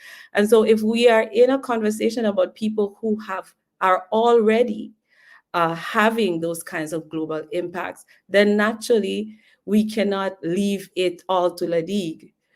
Right? We have to take it upon ourselves as a country, as a community of Grenadians at home and in the diaspora to recuperate these figures, to recuperate these historical figures, and to have these historical figures be front and center in conversations about who we are as Grenadians. And so when I plug into the politics of place in Grenada at times, and there are always conversations about the importance of the diaspora.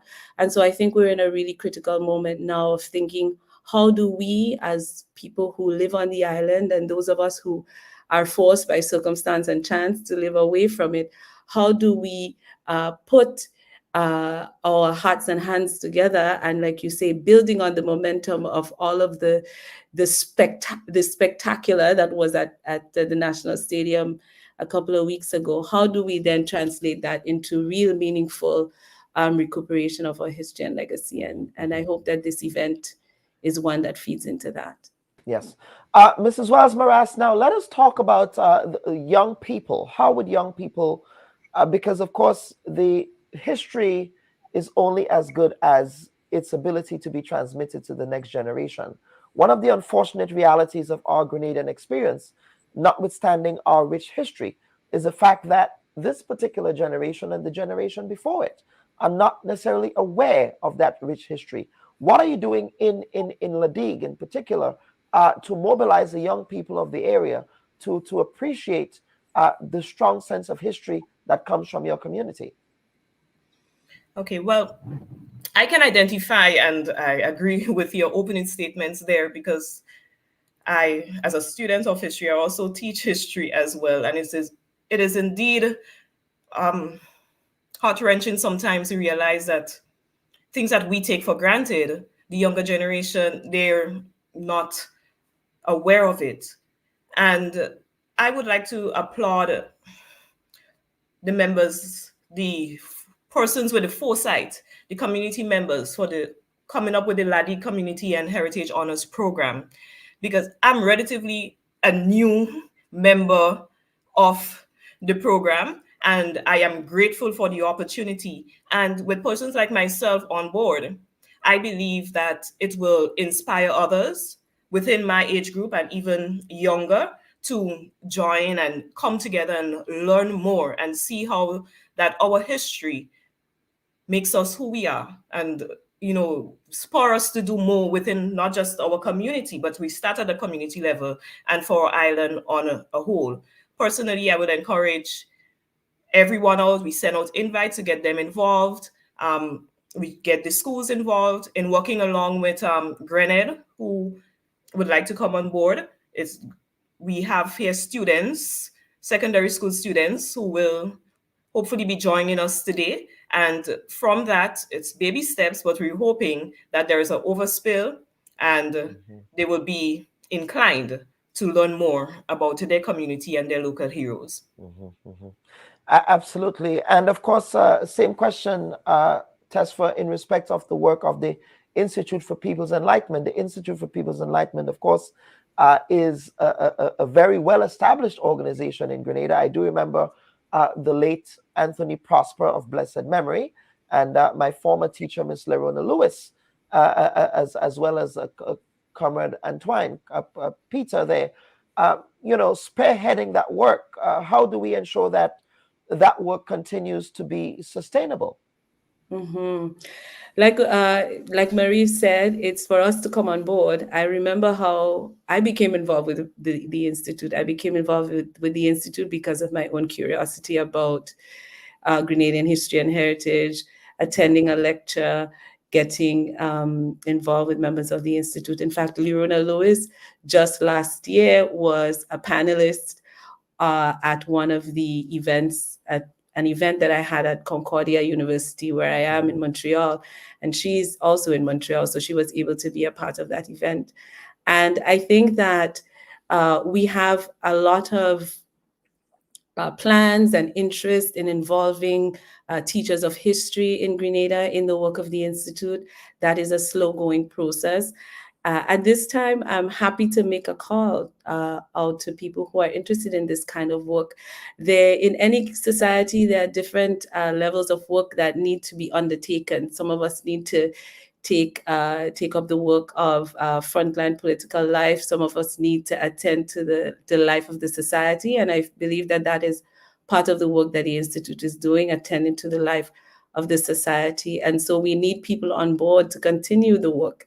Part of the challenge of the Institute is to be in a continuous process of mentoring community members themselves to be the custodians of the work that the Institute facilitates. So we see our role as facilitating, and there's an ongoing attention to mentorship. Like Marie said, she has recently been drafted into the work in Digue. We have, if you attend the event today, you'll see that there are many members of the Digue community. In fact, it's going to be run by members of the Digue community. The people who are going to be sharing in the cultural part of the evening are going to be members of the Digue community as well. And so this is how we want to to do the work. Digue is a place that we're modeling the kind of work that we would like to do throughout Grenada, as a matter of fact. And I myself, as you know, I'm involved in PhD work that is very much attending to these particular subjects, attending to the idea of heritage and Grenadian heritage in particular, and diaspora, and all of the things that we talk about. So these are the ways that we do it. We take the work upon ourselves as members of the community, yes, the local community, but also the broader Grenadian community. And platforms like yours that give attention to that kind of work is critical also to the process. So we're always happy to have those people who are interested to come on board and to support the work of the Institute as well. Absolutely. And now I'm going to go over to Mrs. Maras for some closing comments before I get to Tess for some closing comments. Okay, so thank you once again for having us, and I will use this opportunity to extend an invitation to all within the sound of my voice. Once you can make it, you can be there in person at the Holy Innocents Anglican School this afternoon from 3 o'clock. The official program starts at 3:30.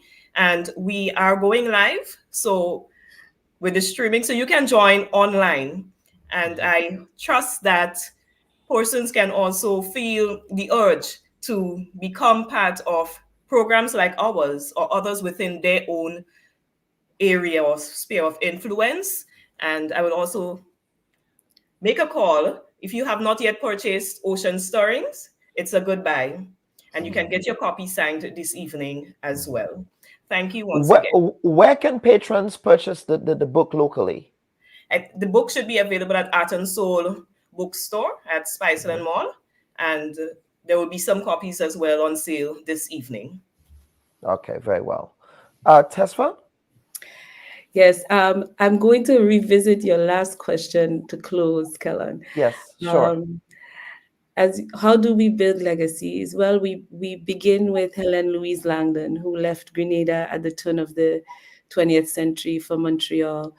Her life, in turn, comes back to us. We're reacquainted with her in the work of her son. Yes, he does mention her in his autobiography, but really through one of our other Grenadian heroes, Dr. Merle Collins. Dr. Merle Collins reacquaints Grenadian society with the personage of Helen Louise. And I myself become inspired by the work that Dr. Collins is doing, and I get on board with the work.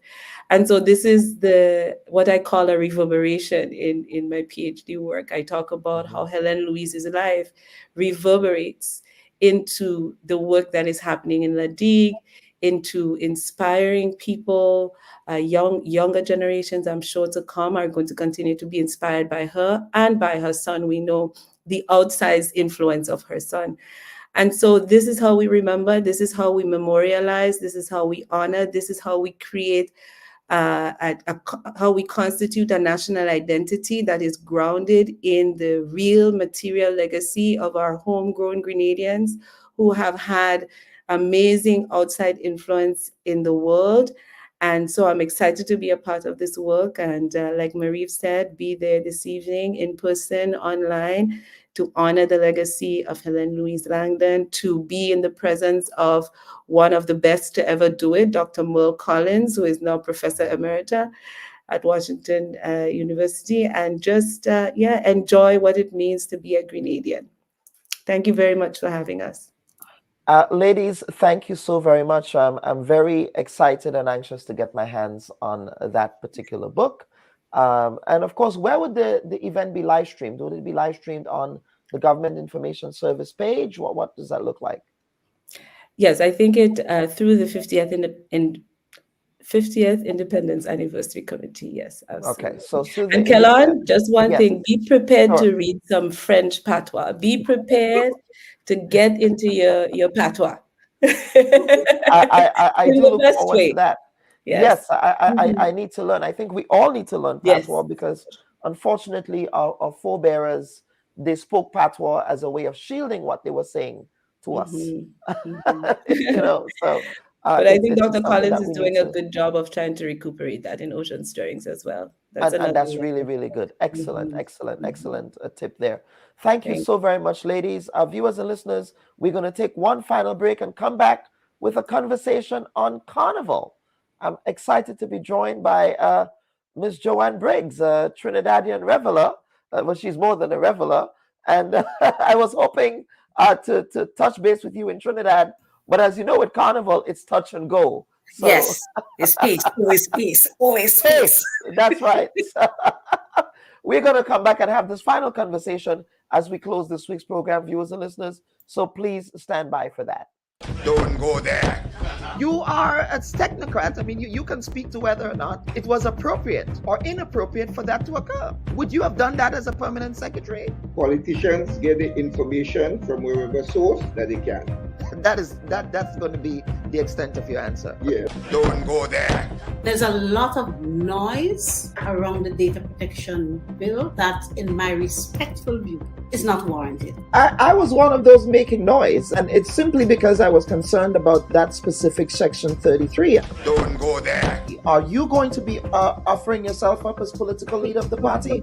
I see you've called me here for much more than diplomatic passports. I don't mind that. Don't go there. What is the relationship like between you and your leader, Dr. Mitchell, your boss, Dr. Mitchell? I'm not sure how to explain how to answer this question at this time. I prefer not to answer. Don't go there. They said that you approached the bank for the loan before the election and that it only materialized after the election. There are also conflicting reports around the quantity of monies that were received. What is the reality here? People try to extort the truth and to make all kinds of things about it. I just stay quiet. So if you notice, I was really and truly quiet about the whole matter. Well, except with not with the New Today newspaper. The New Today newspaper reported on this, so I'm not sure you were quiet on this. Go ahead, Honorable. Go ahead. Well, I'm just trying to answer your question, right? Don't go there. I think we just spoke at length about the regularization framework. So yes, we did. But let us talk. Let us talk, Prime Minister. Let us talk about the workers who are dismissed. The Bubb Report. We go there.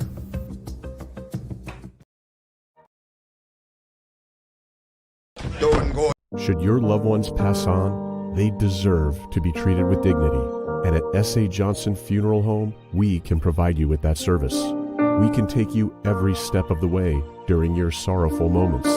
When that need arises, call S.A. Johnson Funeral Home at 347-777-9797. That's 347-777-9797. S.A. Johnson Funeral Home is a Caribbean family-owned funeral home here in Brooklyn, providing funeral services, but in a dignified way. From cremation to burial to the repatriation of your loved ones, you don't have to go through the hassle, as we provide exceptional service that allows you to mourn and heal peacefully. For more information, visit our website, www.sajohnsonfuneral.org. Send us an email at sajfuneral@aol.com or call 347-777-9797. S.A. Johnson Funeral Home, because you deserve to be treated with dignity. And viewers and listeners, welcome back to the final segment of this week's edition of the Bubb Report. And I'm happy to be joined now by Joanne Briggs, who is a cultural researcher with a keen interest in the global movement of the contemporary Trinidad Carnival. She's a PhD candidate in cultural studies at the University of the West Indies, St. Augustine in Trinidad. Ms. Briggs, welcome to this week's edition of the Bubb Report. Good morning, and thank you for having me. Absolutely. How is the tabanca setting in?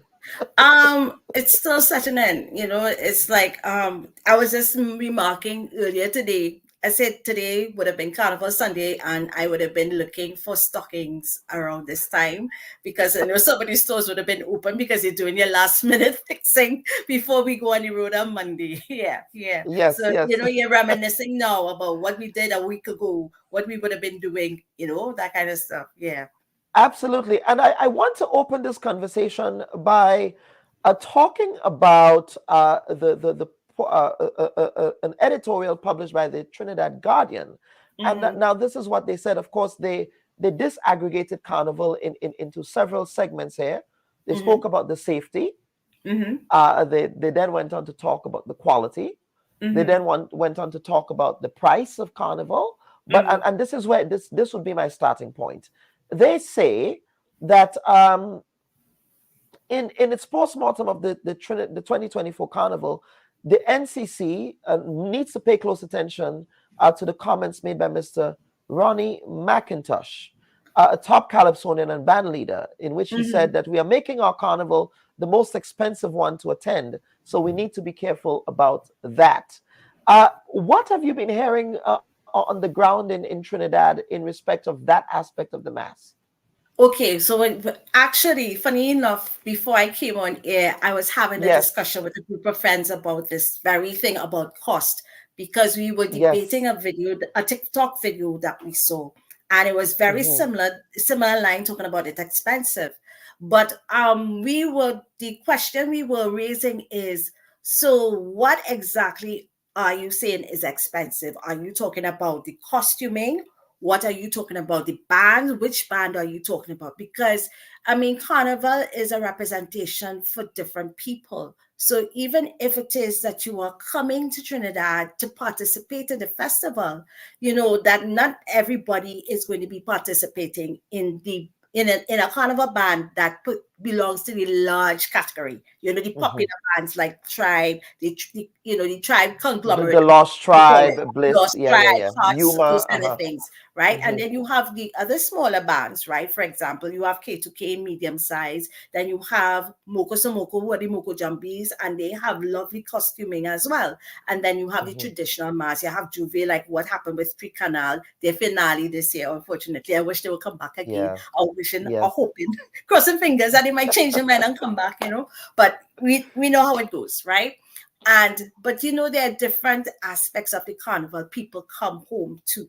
So if it is that we are looking specifically at bands, we have to be more definitive about what are we talking about in order to get that breakdown, you know, because what I'm seeing now is a lot of generalizations, right? Because there are bands that may have been cost effective. You know, for example, Have a Time that was on the road that would engage you in coming if it is that you cannot afford to do all the, you know, the fanfule according to voice, right? that there are things that might be more enticing to your budget. And I think that is what also comes into play here is the budget. But I think the background to this is the state of the economy, the cost of living that people may see, okay, compared to what is there now and what they can afford. And, you know, the aspiration to say to continue to play, that most probably we may be able to outprice ourselves. And most probably that's where the debate is. But like I said, it comes back to breaking down exactly what is too high. Is it that costumes are too high? Or is it when you join a band or sign up for a band, is it the other parts of the costumes are too high, that the pricing is too high? Is it that we are looking for, you know, the expectations, what you are expecting from a band? What do you want them to do? If it is that you're seeking to a certain quality, what do you expect for your money's worth? Right? All those things come into play. And I think that is where we need to start first. Let's start breaking it down into smaller pieces. Like if you're doing a budget and say, okay, what is the cost of this item? What is the cost of that item? I mean, we talk about airfare, and that is one thing, right? And then we're talking about coming into Trinidad and accommodations, another thing. And then you're talking about, okay, where are we going? There are fetes. What fetes are we going to? Right? If you're looking at going to participating in a band, what band are we going into? If it is you're already, of course, you would have registered from before. So those are the things that, you know, when you go into carnival, it's not that you're going to carnival blindly. We are aware of the realities of certain things. And now I think it's a question now of just breaking it down into smaller pieces to define exactly what is going too high instead of making these general statements that everything is going too high. And I continue with that is saying that there are other options because not everybody is going to go to a all-inclusive fete. right? There are some parts. There are cooler fets as well. Yeah, exactly my point. Yeah. Not only that, right? You also have the rituals of mass, which people forget sometimes, right? Because if what my remark would be, the same people who complain about the prices are too high, where are they when the traditional mass competitions are being held on Adam Smith Square? Where are they when there is the Kambule reenactment? Kambule, yeah, that's right. Exactly, right? Where are they when there is stick fighting? Where are they when we have these traditional elements that continue to go on, which keep up the carnival, by the way? Where are they? Right? And I think instead of looking at, say, it's too costly, there are things that are available for people to view. But I guess it's a question of people's taste, people's understanding of the mass, and maybe there's an opportunity now to relearn those things about what the mass was all about before they go into saying, going in full blown into, I want to put on a costume and jump up in the room kind of thing. Yeah. That is such an important point. Now, this year, of course, the editorial goes on to talk about the return of Marshall Montano to the Dimash Girl competition, and it said it certainly added luster to the Dimash Girl show, but it also exposed the fact that the demise of the Soca Monarch competition has left a hole in the Carnival Friday that requires filling by a private sector entity with money, organizational ability, and cultural sensitivity. Critical for me, however, in that line was the fact that they went on to say TNT cannot be the birthplace of soca and claim to be its main proponent if the premier soca competition is absent or held in some other country. Your thoughts? Okay, so if it is, oh gosh, I'm going to share my age here. Right? Because That's okay. I remember when Soca Monarch started in its early stages, right? Before it became in the Hasty Crawford Stadium, right? Before it became this gargantuan thing that that encompassed, that filled up the whole stadium, that people stayed until 4 o'clock in the morning for results. It started off small into something small, and it became this big thing, right? And I think, and I mean, to give the originator of it the credit for it, right? He saw value in the production of having this show, right? Became this monster hit, and now it cannot sustain itself. I think it's a question now of what you can't rely on government all the time to provide funding for events, right? I think it's a question now of if it is that you have corporate entities, and if they're supposed to be in a way supposed to be supporting all the issues. I mean, I understand from before that they said they wouldn't get any sponsorship, but I think too it's also a question of production and how do you produce a show. I mean, if it is, you remember how it started. It starts at 8 o'clock, and then at 4 o'clock, you're getting the last performer in, and then you're getting the results, and then you're going home by 5 o'clock, you're reaching in your house. Yeah. I think those are some of those things that may keep back people into saying, well, what is my return on investment? Because at the end of the day, you have two things, right? You have the cultural value of the Soca Monarch, and then you have the economic value. And I think in this case, the economic value somehow always outweigh the cultural value, because you always have to fund it. It cannot be what we would call a free coding, right? There's always to have, because if it is you want a first-class production, because that is the reputation the Soca Monarch came with, that it was a top-class production. If you go back to the days when Bungie Garlin was on stage and he was blowing fire, or came out and blew himself up, in fire, not to say that he exploded himself, but you know what I mean, if you remember him on stage, right? Yes. Or even when Marshall was flying across the stage, or Iowa in a cherry picker coming down, because these things cost money. As much as we want to show the soca, you're hearing it on the radio, there is that other level of production that comes in, and that requires money, and that is a cost.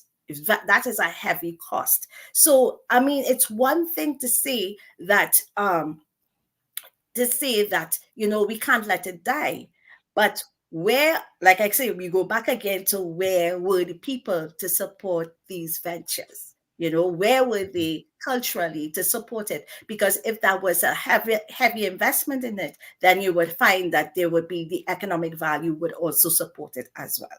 You know, so that's where the challenge is.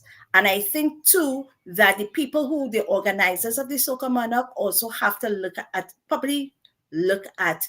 not reinventing the wheel, but look at how the production was, because like culture, everything changes. And it depending on the time and the space, that you also have to no choice but to adapt to that space. And if it is you cannot do the elaborate things that you did before, you just have to, you know, make do and project it and then move forward. I know they have done that too, because I mean, when it was when we had it in the paddock, it was held at the paddock. I was there for that as well, when they had productions in the paddock, and we had it at Napa during when we were under lockdown. It was there at Napa, so you know that they've been trying, right? But I think too that they also have to look at how the production is done, look at the feasibility of it, because at the end of the day, as much as we want to produce culture, it's also a business, because you're looking for one profit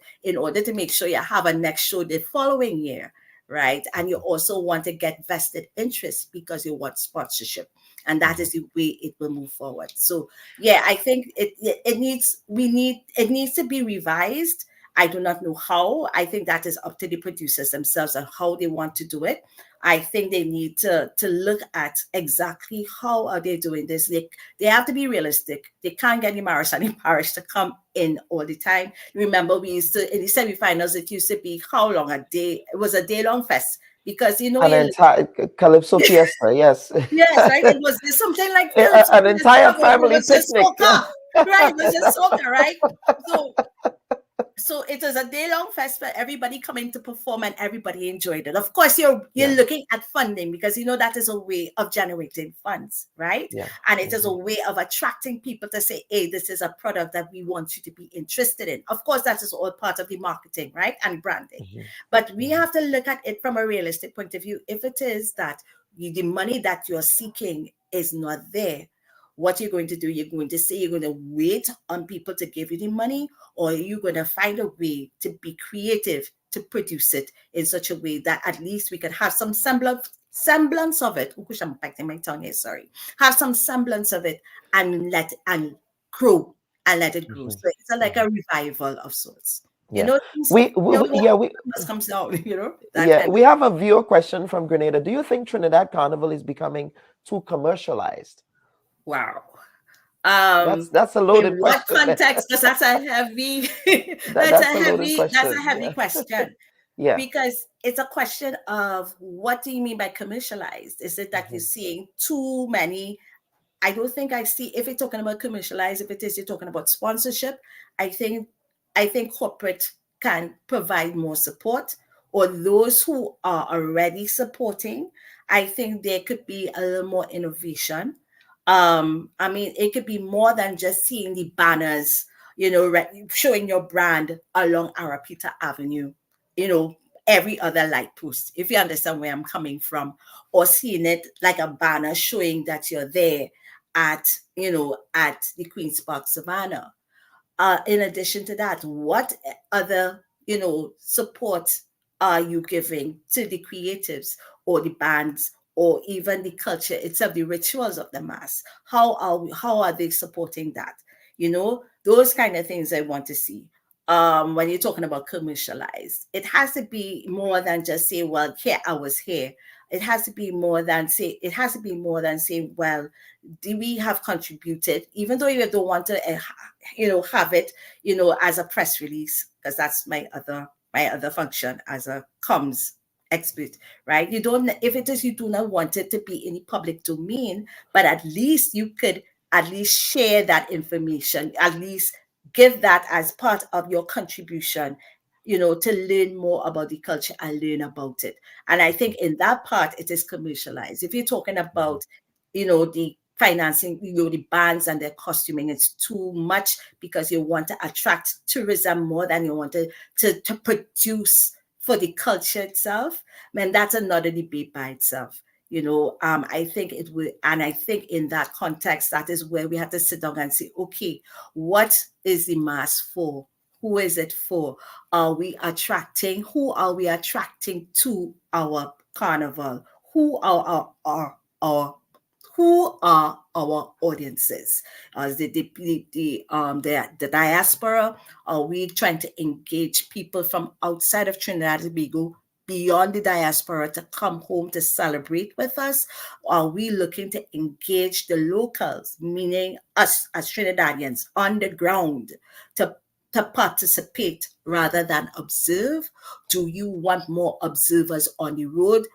If it is you want more observers on the road, do you want locals? Do you want foreigners to see?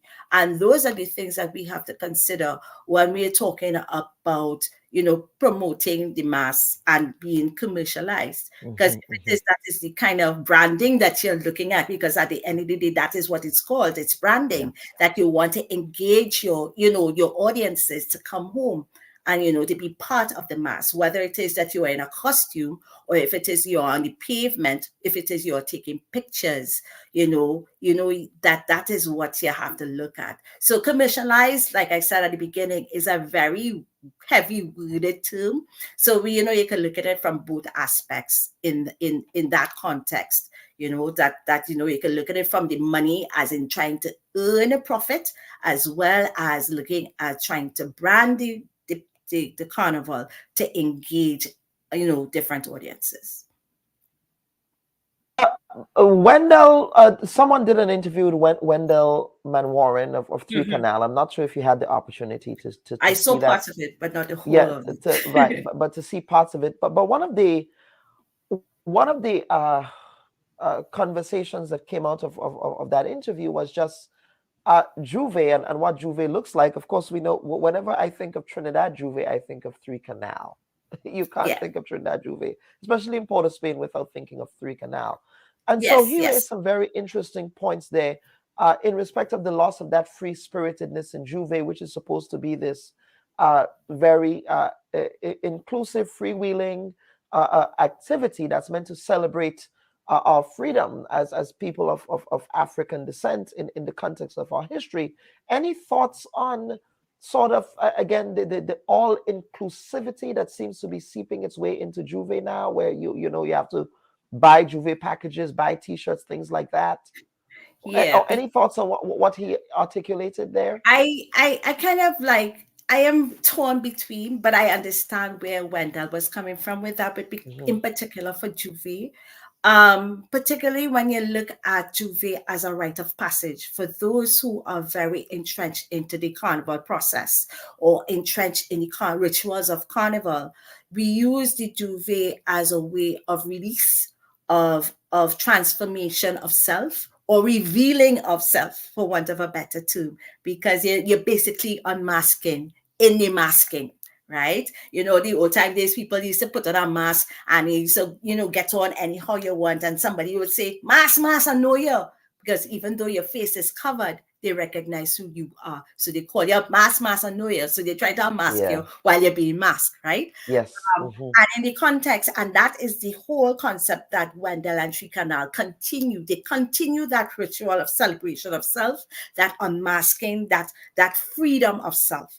So the irony or the juxtaposition of having ropes, of security, I think comes with the reality of the state of crime and, making sure, your revelers are safe. Safety is an issue.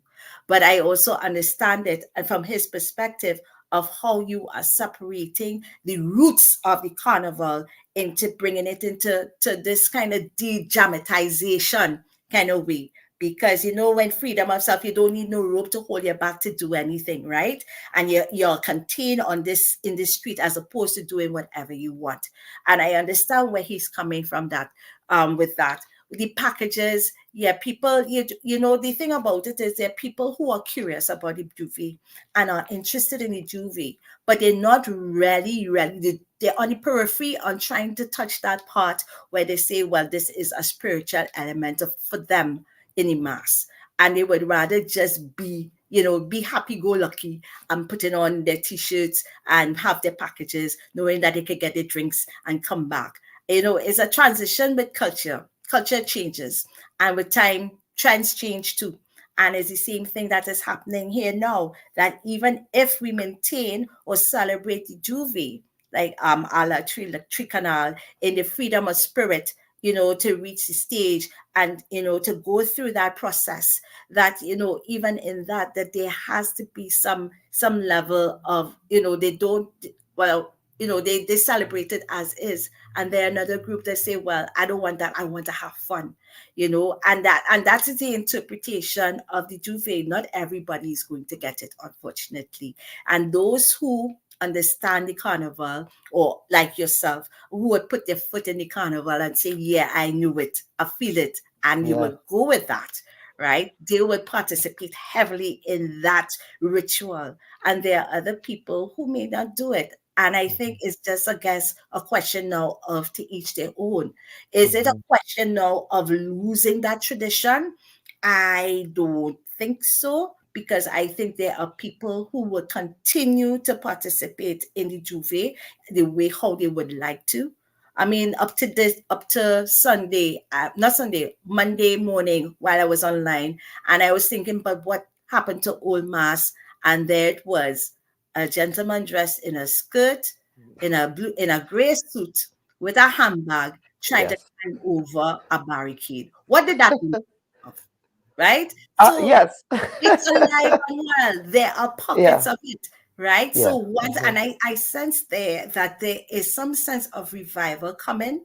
I think I was reading Vanessa Bash's piece earlier this week, and I think she said she picked up on it, and I agree with her too, that there is a sense of revival in that context. There's certain things that are popping up that may give us hope that, coming around the bend, that you will see something that will come, something that was familiar to us years ago is going to show back up, or something that our parents told us about in, like in their experience of carnival, that it will pop back up again. And it may not be a temporary thing. It may just come as a cycle, and we will go through it again and again and again and again. So I understand where Wendell was coming from with his concerns with that. And everybody are free to say what they can say, because everybody's perspective on carnival is totally different from mine. Because my own would be, yes, I will celebrate it, I know, understand it, and say those things. And there are other people who would say, no, we have to protect it for what it is. We see things seeping in that, that are separating society and those kind of things. And there are people who would say it from that way. And then there are those who would just come in and say, well, I just come here to have fun. And that is what carnival is to some people as well. And we have to take those perspectives and not erase one from the other, but also look at how we are moving forward and how we are able to, see how we can get, those elements to maintain them in, moving forward. Joanne, thank you so very much for appearing on this week's edition of the Bubb Report. Of course, the intention was to have an in-person interview with you in Trinidad, but of course, the feds are calling you.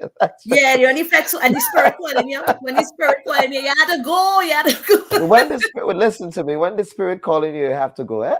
Yeah, when the spirit calling you, and then I'm not talking about the drink, eh? When the carnival spirit pension listen. Say, you are going to so and so. You have to go. And when the music calling you, and I just wanted to make a quick thing, a quick observation about the music while we're here.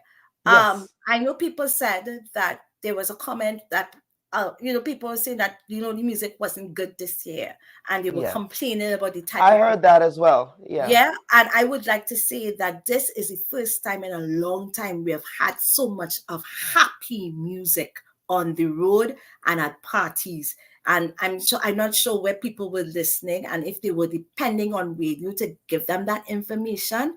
We have the technology now where we can go and check for ourselves, because we know it's 2024 Carnival around the corner. Spotify, SoundCloud, DJ mixes, they were available on YouTube. They were available to listen. And that is how I found a lot of the carnival music this year. I wasn't waiting for radio to tell me, well, this is the best tune yet. You know, even you're listening to the radio and you're hearing the trends, but they were the music that you were hearing generally. It was such happy music. And I was grateful for that. And I think I saw more smiles on the road than anything because everybody was singing along. When last we according to GBN Neutron, when last you went to a party and listened to some sweet music and jump up and have a good time singing along. And I think that is what most probably why Carnival this year was different in a sense for that revival, because it harkened to the days of when we used to listen to Roots, Charlie's Roots, and them, that kind of music, you know, that gave us that energy to, you know, to pump for what for the young people now. Pump. I don't use that term again, but yeah. but speaking of young people, I have to say there is a young man in Trinidad and Tobago that has won my admiration, and that is Young Brother. I don't know if you've been following Young Brother. Yes. But Young Brother is a whole vibe. Him and he is a whole vibe. He's Mr. Energy, Mr. Energy, Mr. Energy, wherever you go. And I think that is our kind of positive vibes that people were looking for. They were feeding off of that energy, right? Whoever came up, even in Patrice's tragedy, right? And she came up on stage and she pelt tune, right? For people in her performances. And you realize that even in there, you were able to embrace the joy, right? That there was a lot of things that in the music that we were able to, you know, to celebrate. And I think that this year was, you know, a good crop of music. I just wanted to make sure I said that. Yes, absolutely. Joanne, thank you so much for appearing on this week's edition of the Bubb Report. Thank you for having me. Yes, I hope to see you in Spice Mask. Come on down. When is Spice Mask again? Let me see if I can put August. it in August. Let me see if I can fit it in, because I want to play a job so bad. There you go. We'll show you a good time. And Grenada is very safe. So you don't have to worry about rope or anything like that. It's a good time. Okay. All right. Thank you so much. Viewers and listeners, Joanne Briggs, who is a Carnival Studies PhD candidate there at the University of the West Indies, St. Augustine in Trinidad and Tobago. Now, before we close today's program, we do have some breaking news.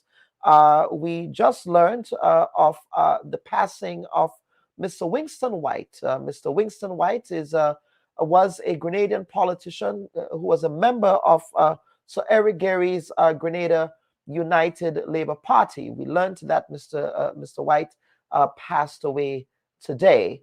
Now, Mr. White, being a member of the Grenada United Labour Party, he was also a member of the United People's Party as well as the People's Alliance.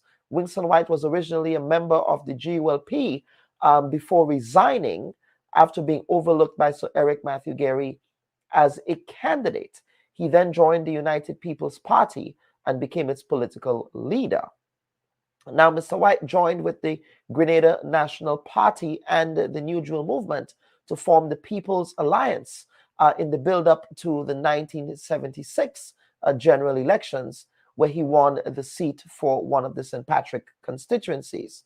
Now, Mr. White was imprisoned also by the New Jewel movement in October 1979 for 6 months over his resistance to elements of the Grenada, the governance of the People's Revolutionary Government. He was accused by the then PRG of plotting a revolt against the government and remained at the Richmond Hill prison until he broke out when the U.S. invaded Grenada in October 1983. So we do want to take this time to extend our deepest condolences to the children of Mr. Winston White. I do remember at this time Michelle Serrano McLeish, as well as the permanent secretary in the Ministry of Foreign Affairs, who is also his daughter. She continued to serve like her father in public service.